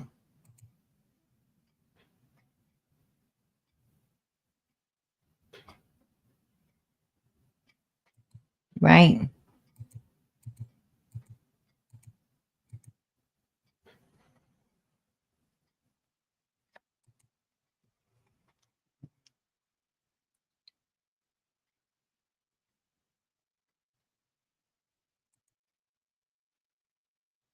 That's my opinion.